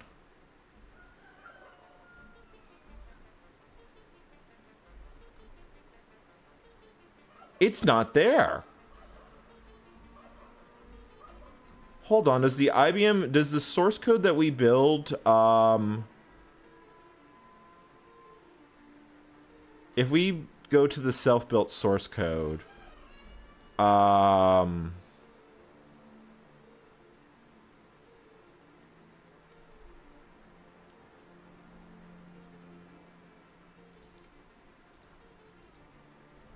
Is it there?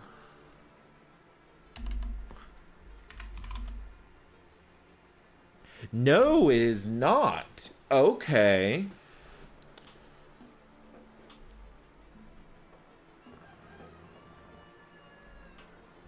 That's wacky. So the version that... So... This is identifying it as 1.10.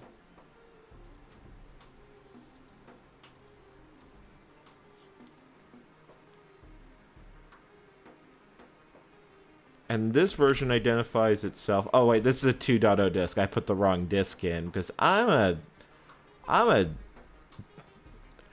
in need of coffee, is what I actually am.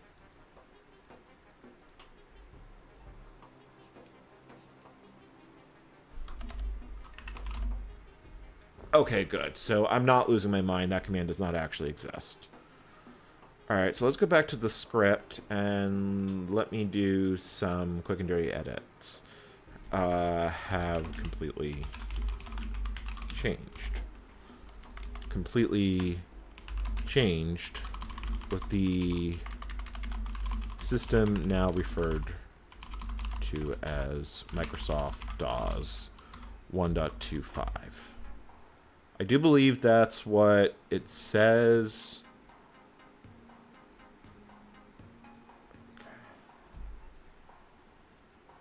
Yeah, 1.25. Instead of IBM PC DOS 1.10. Okay. We also get an additional version string for command.com. After setting the time and date, we notice the largest user visible change. The prompt is a colon instead of a bracket. I can't remember what CPM uses for its prompt. I want to say CPM uses... I want to say... yeah, a colon instead of a bracket.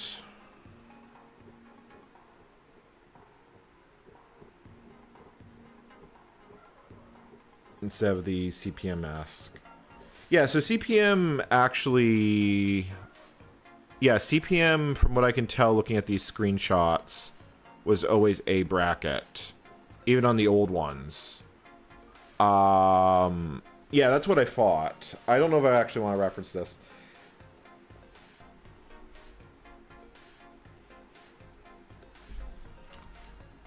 The prompt is saying... It's a small thing, but it should be noted.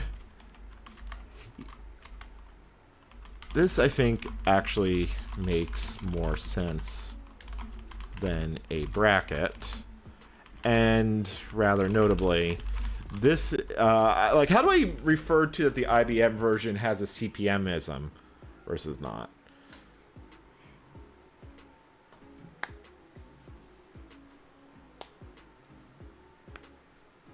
Let's see here. We can see the copyright messages are completely changed. We also get a different version string for command.com.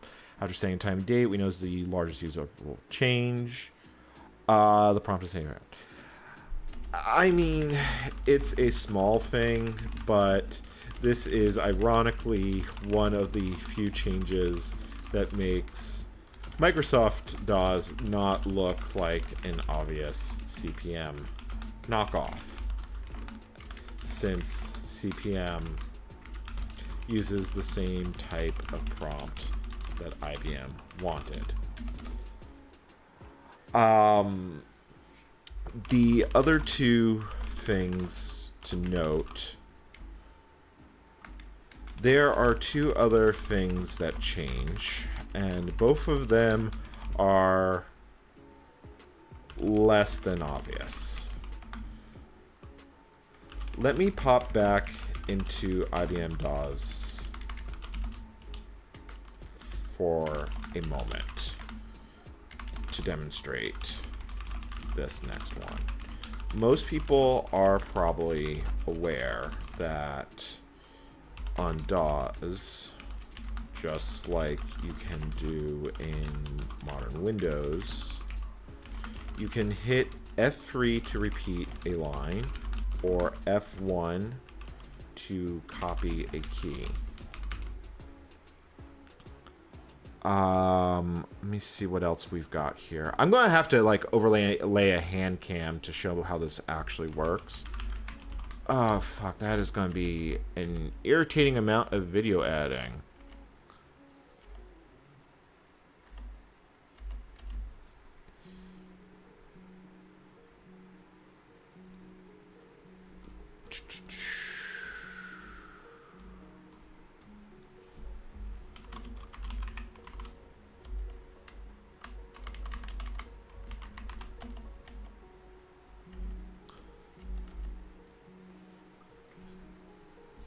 F6.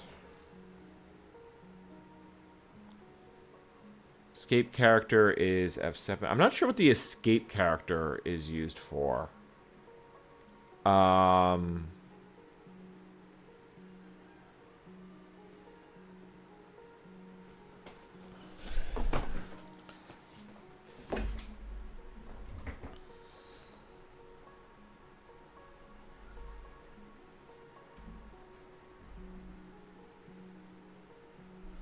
So skip to character, copy line, copy to character. I don't remember how F2 works. Skip to character.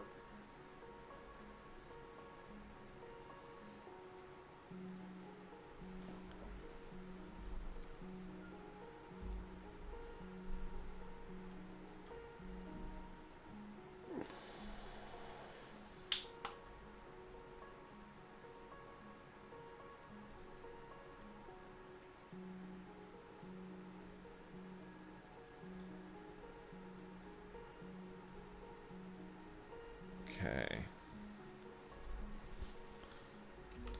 This functionality exists on Microsoft versions of DAWs 1, but works entirely differently. In Microsoft DAWs 1, you first hit escape and then a capital letter to indicate what option you want. To duplicate a line,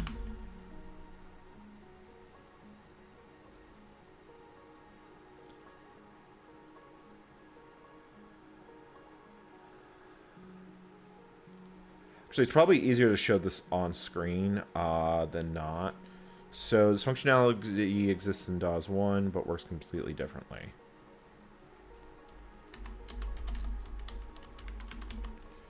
This is the chunk of code that controls this mapping in ms-dos.asm. When on Microsoft versions of DAWs, this works entirely differently.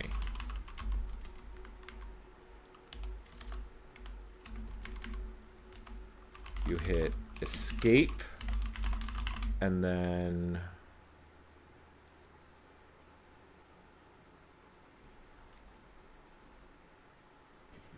let me see here. So escape.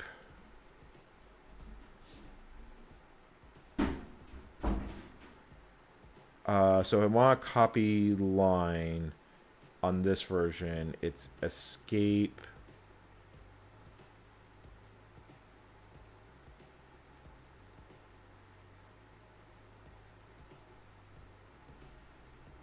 U.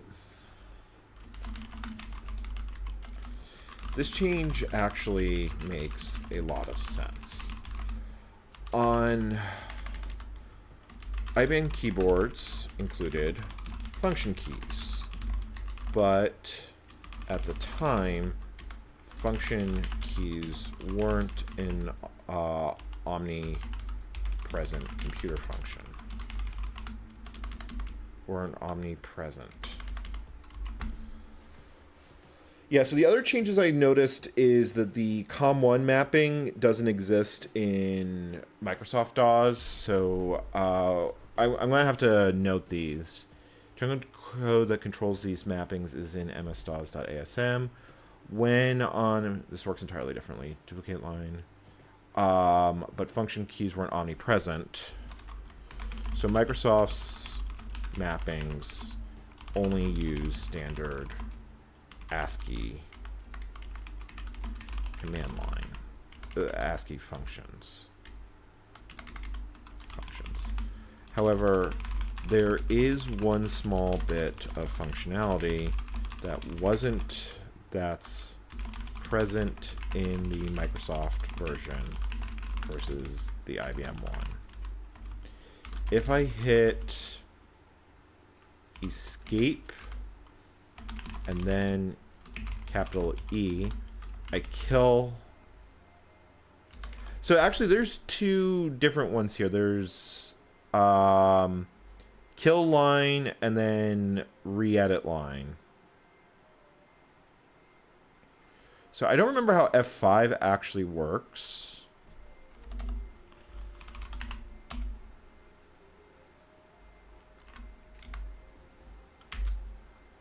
So F5 doesn't seem to do anything. Actually, because I'm in Microsoft DAWs, let me switch into IBM DAWs. Or actually, I can test it here. So, test. So I hit re-edit. Test 2, new template. And then if we want... And that just kills the line. Ooh, interesting. I think the kill line functionality is mapped to escape. Yeah, because it says it's not used. Kill line, no change to template. Not used.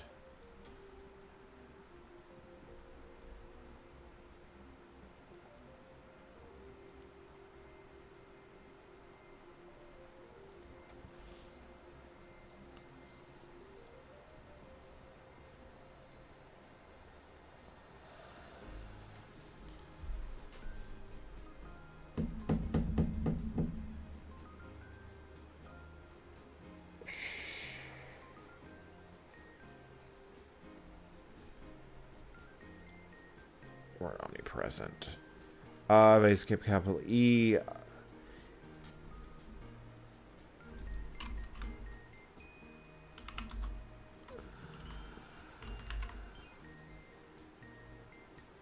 So we have escape character. So cancel with control C.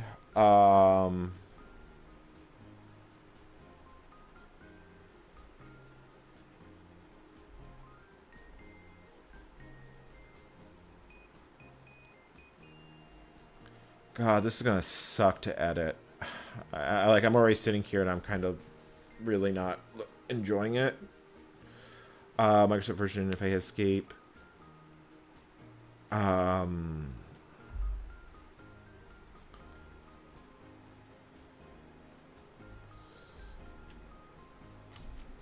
One difference to note, though, is that Microsoft does include a way to kill a line without retyping it. This is escape E. So I'm pretty sure if I do like dir A and then I hit escape like that and then I type dir, yeah, that works the way I think it does. And I believe on IBM DOS, if I just hit escape, it'll do the same thing.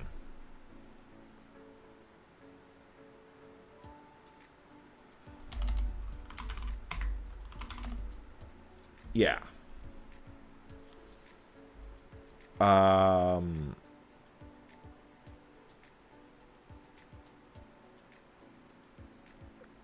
This is escape E. While the functionality says it's unused in IBM versions, it's actually just on the escape key there.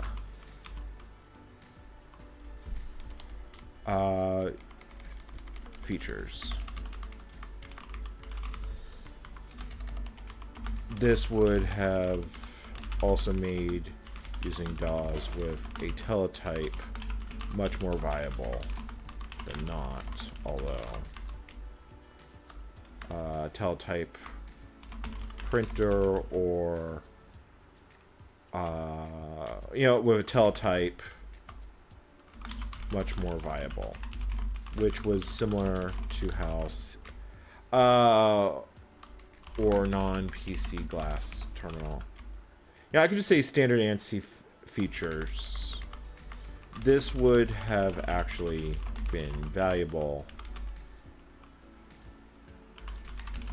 for systems that either used a teletype or glass terminal. See, I don't really want to go into that because then I have to discuss like glass terminal. And that like just seems like it's gonna suck. Like, I'm almost certain that's exactly why that functionality exists. So I gotta just think about how I want to actually write that.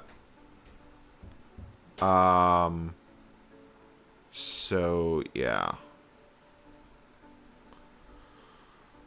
Escape. Oh, it's actually just on the escape key there.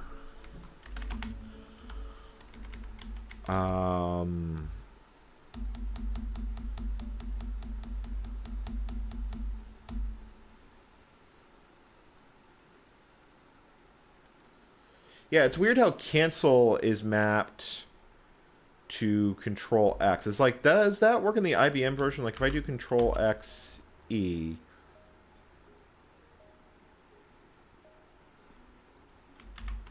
what's like cancel actually mapped to? Like, where does that get used?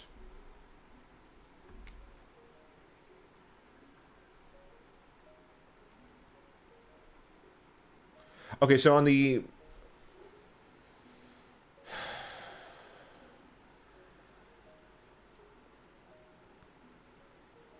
that functionality is actually different between the two. So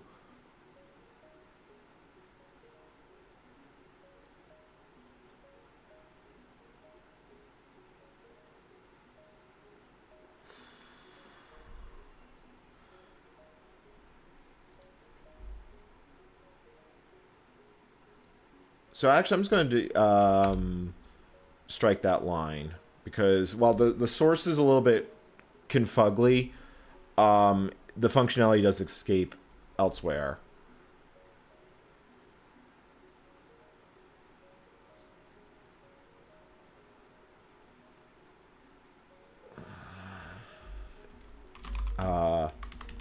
Under IBM DAWs, escape functions.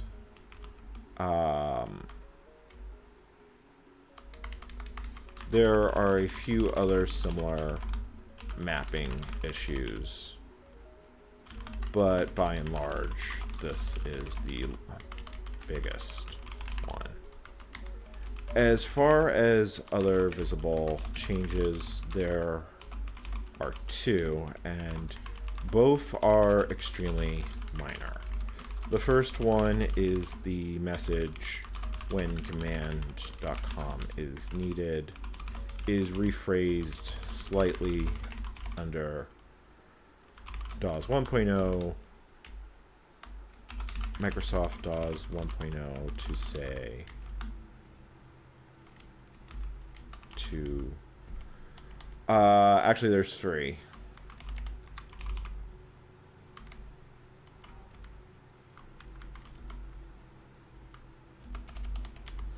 The first one is, so let me see where COM1 actually ends up in the source. Yeah, here it is. COM1 list. That's actually a surprisingly large change. So you have printer LTP1 list null con.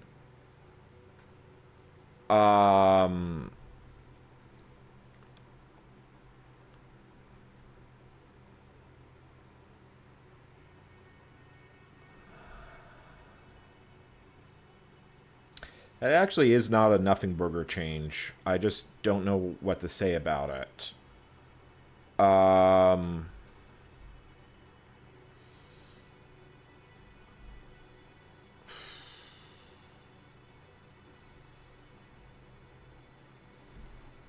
Is the names of I/O devices. DAWs supports a small number of pseudo of special file names that are used to redirect stuff to serial or printer. On IBM DAWs, these names are PRN for printer, COM1 first serial port, PRN for printer, LPT1 for the first parallel port, null, aux, and con for console. On Microsoft DAWs, these are PRN, LST, null, aux, and con. There's no special device node for COM1.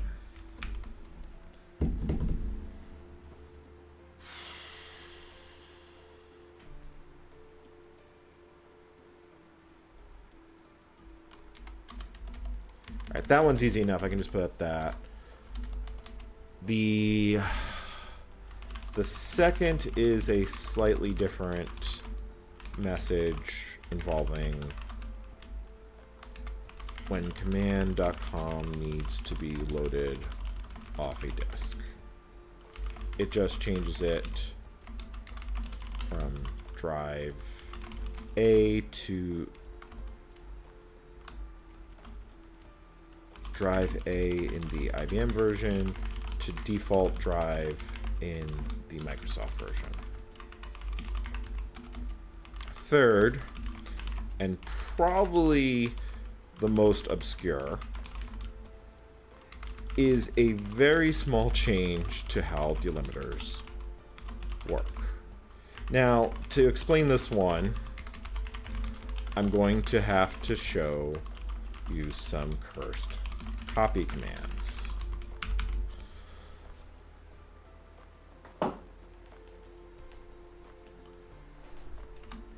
Normally, the copy command is written like this. Copy source file, destination file. However, you can replace the middle space with any character DAWS considers a valid delimiter.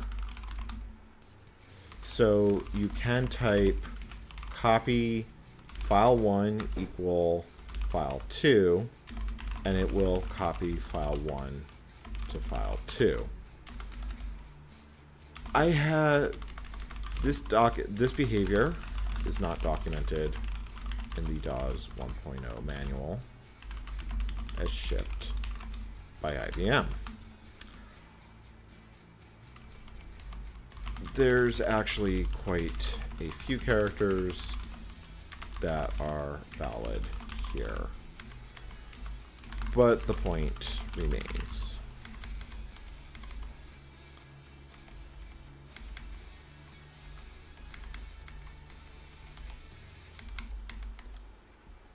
In fact, I've never seen it documented, and I only learned of it by looking at the source code. I suspect this is some sort of effort to be compatible.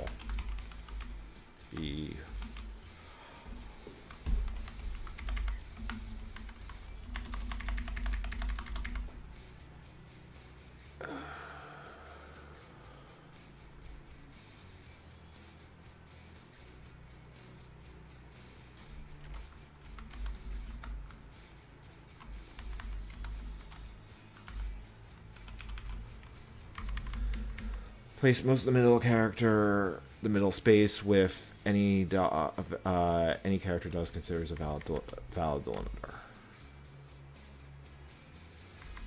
Oh, this is gonna suck to edit.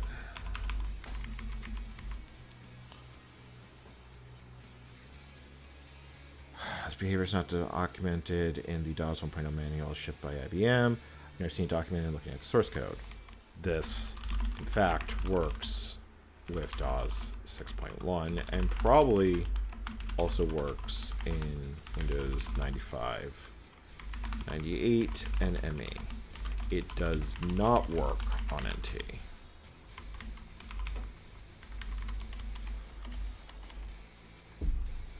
And to be clear, this isn't the change. This is just some very obscure functionality in DAWS. The change is much more minor. IBM DAWS specifically accepts the colon as a delimiter, and the source code notes that this was an IBM requested change. It does say that, right? I don't want to put words in IBM's mouth.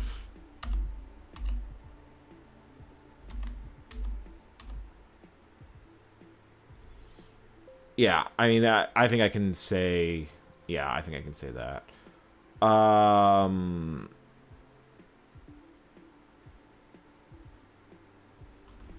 Microsoft DAWs rejects this. This is easily... Considering that this behavior is entirely undocumented, this probably is the single most minute change I've ever seen. Ever.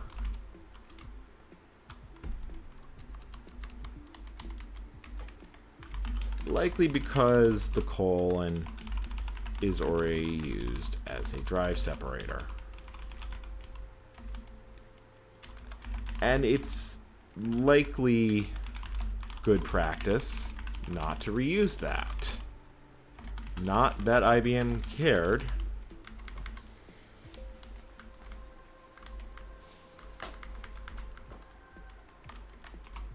The delimiter functionality is, as far as I can tell, entirely undocumented. This is singly the most single minute change. I want to, they may have gotten that functionality from CPM.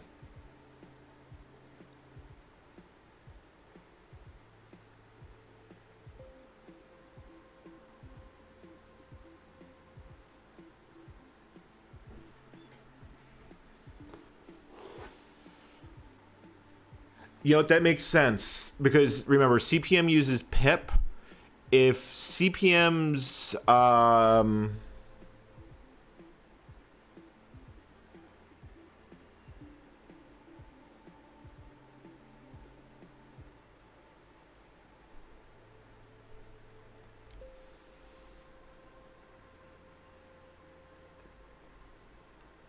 I should see what I should see what list is attached to. That would be an IO source. Let's see here. Let me see what list is. It is not there. All right, so let's see if we can figure out what list is actually attached to. Last cluster accessed. Let's see here. So IO name. So data segment, month, day, year, buffer, p flag.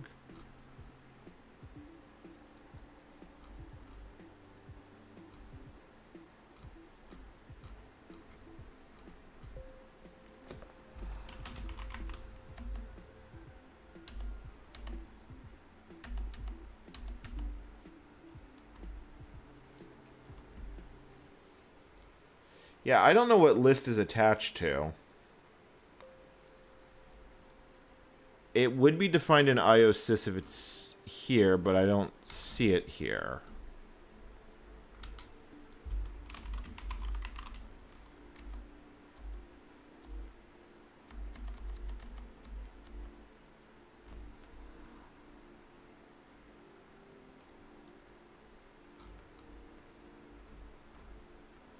I think that the limiter functionality is a CPM knockoff. I think that's literally where it comes from. So, CPM delimiter.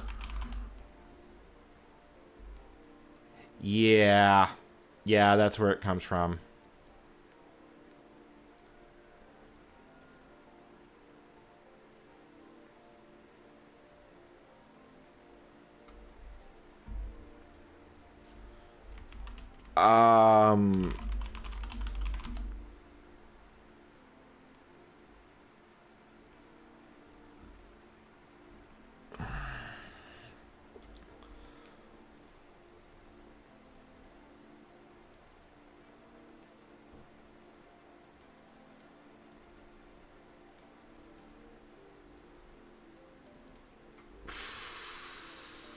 Yeah, that's Ooga Booga. Alright, it's not share. This is a change to some very obscure functionality in DAWs.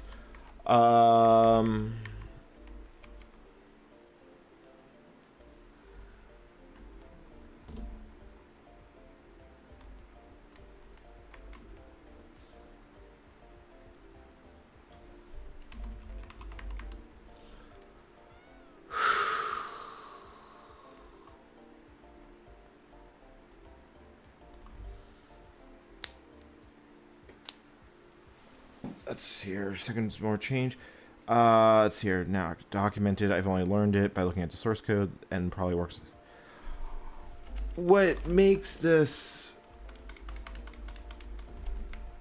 functionality,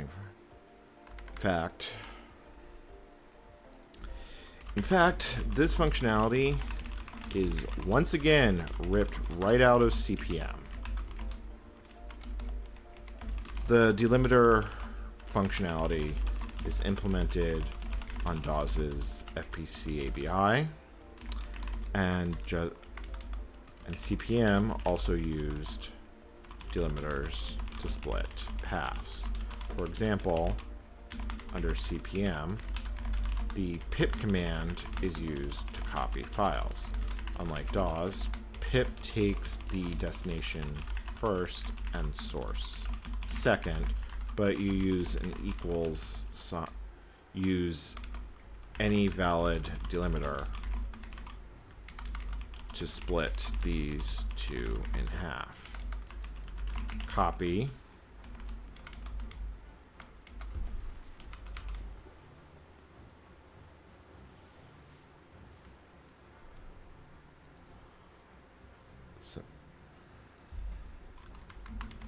fact, it's so obscure that I spent some time figuring out where and why, where it came from.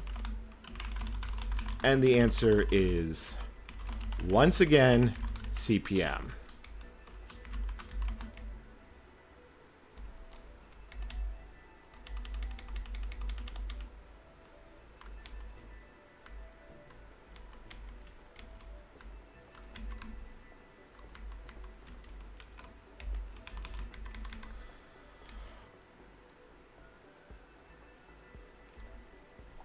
So obscure, figuring out where it came from. How do I actually want to talk about this? Spend some time figuring out where it came from. While this, I'm demonstrating this functionality with the copy command, it's actually implemented directly on top of the SCB API within the DAWS kernel. It didn't take me long to find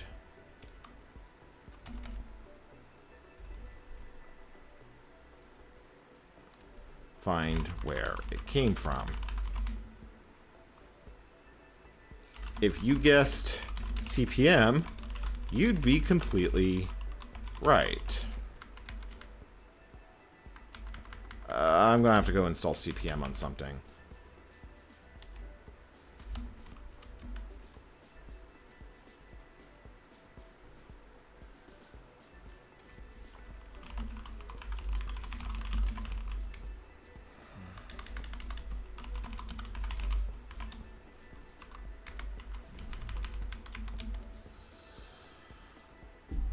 This functionality was likely just copied straight into DAWS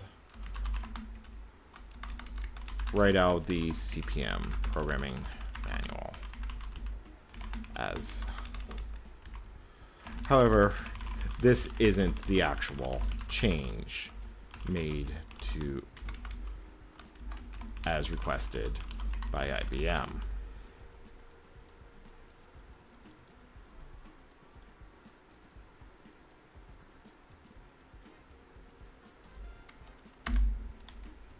This might be the single most obscure and useless change ever made to an operating system on behalf of a giant megacorp. But yeah, that's it. That's all the differences IBM requested.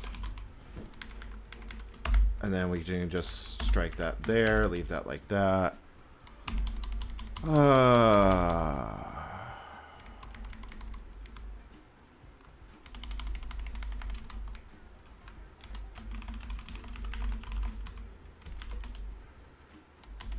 Yeah, I actually do think that's worth talking about because, I mean...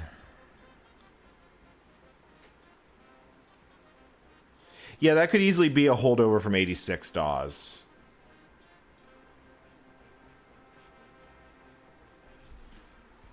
Thank you, Sydney. I'm not going to go into it because I legitimately don't know.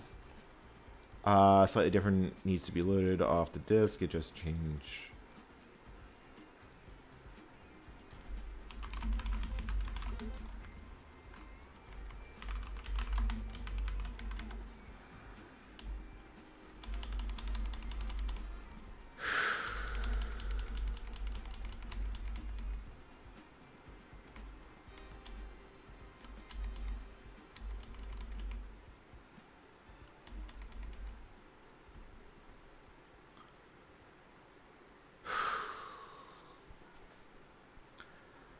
Alright, so I think I've added another 5 minutes of footage. Yeah, it's probably about 5 minutes of footage. Damn it.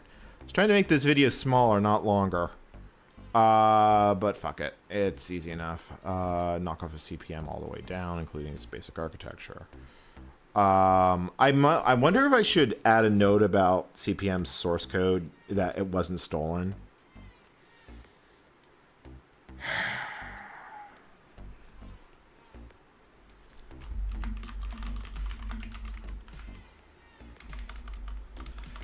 You know, I think I'm just going to leave it as is, because I know that there's been multiple forensic investigations over it. It's like, if enough people bring it up, maybe it's worth bringing up a follow-up.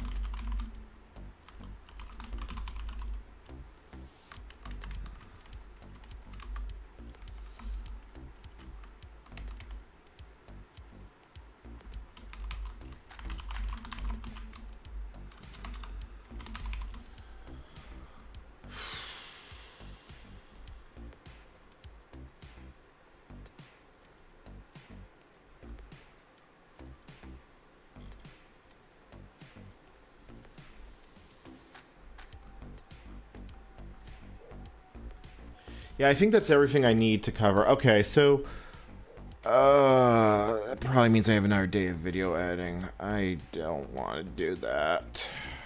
All right. That's fine.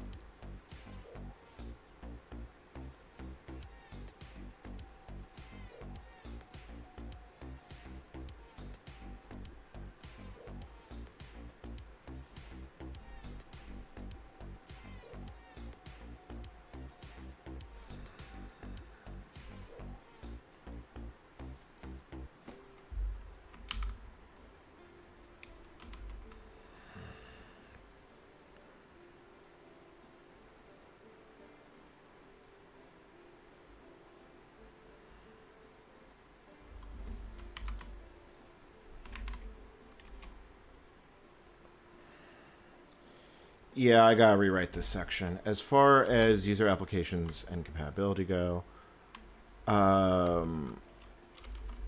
now, in general, both IBM and Microsoft.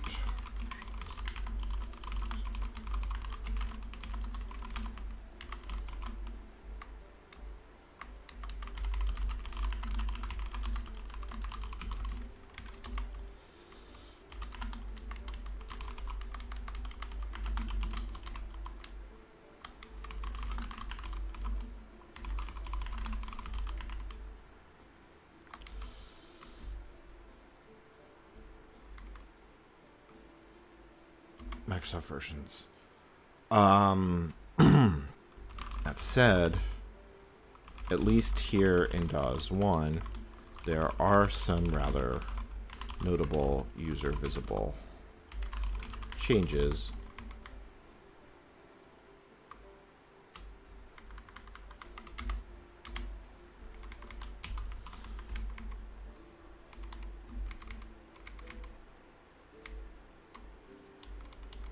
All right, then we can just strike this, and then, yeah, I think we can strike, and I think down here I can add something about DAWS1.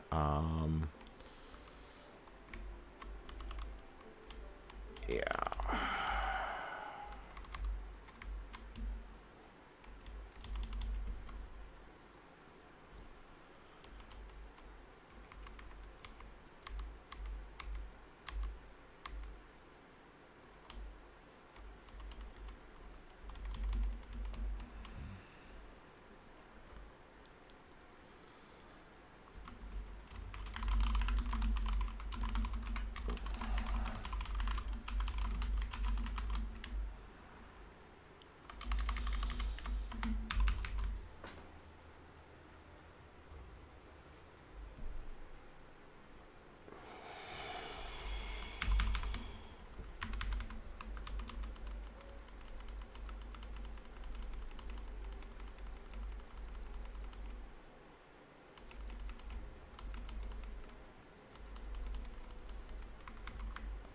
All right, I think that's everything we need. So I think I'm going to end the stream here. But so, yeah, I'm going to go get some breakfast. I'm going to get some coffee.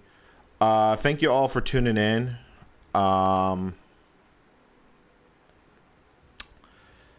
Yeah, well, that was a thing. All right, this is your host, N Commander, signing out and wishing you all a pleasant morning. See you later.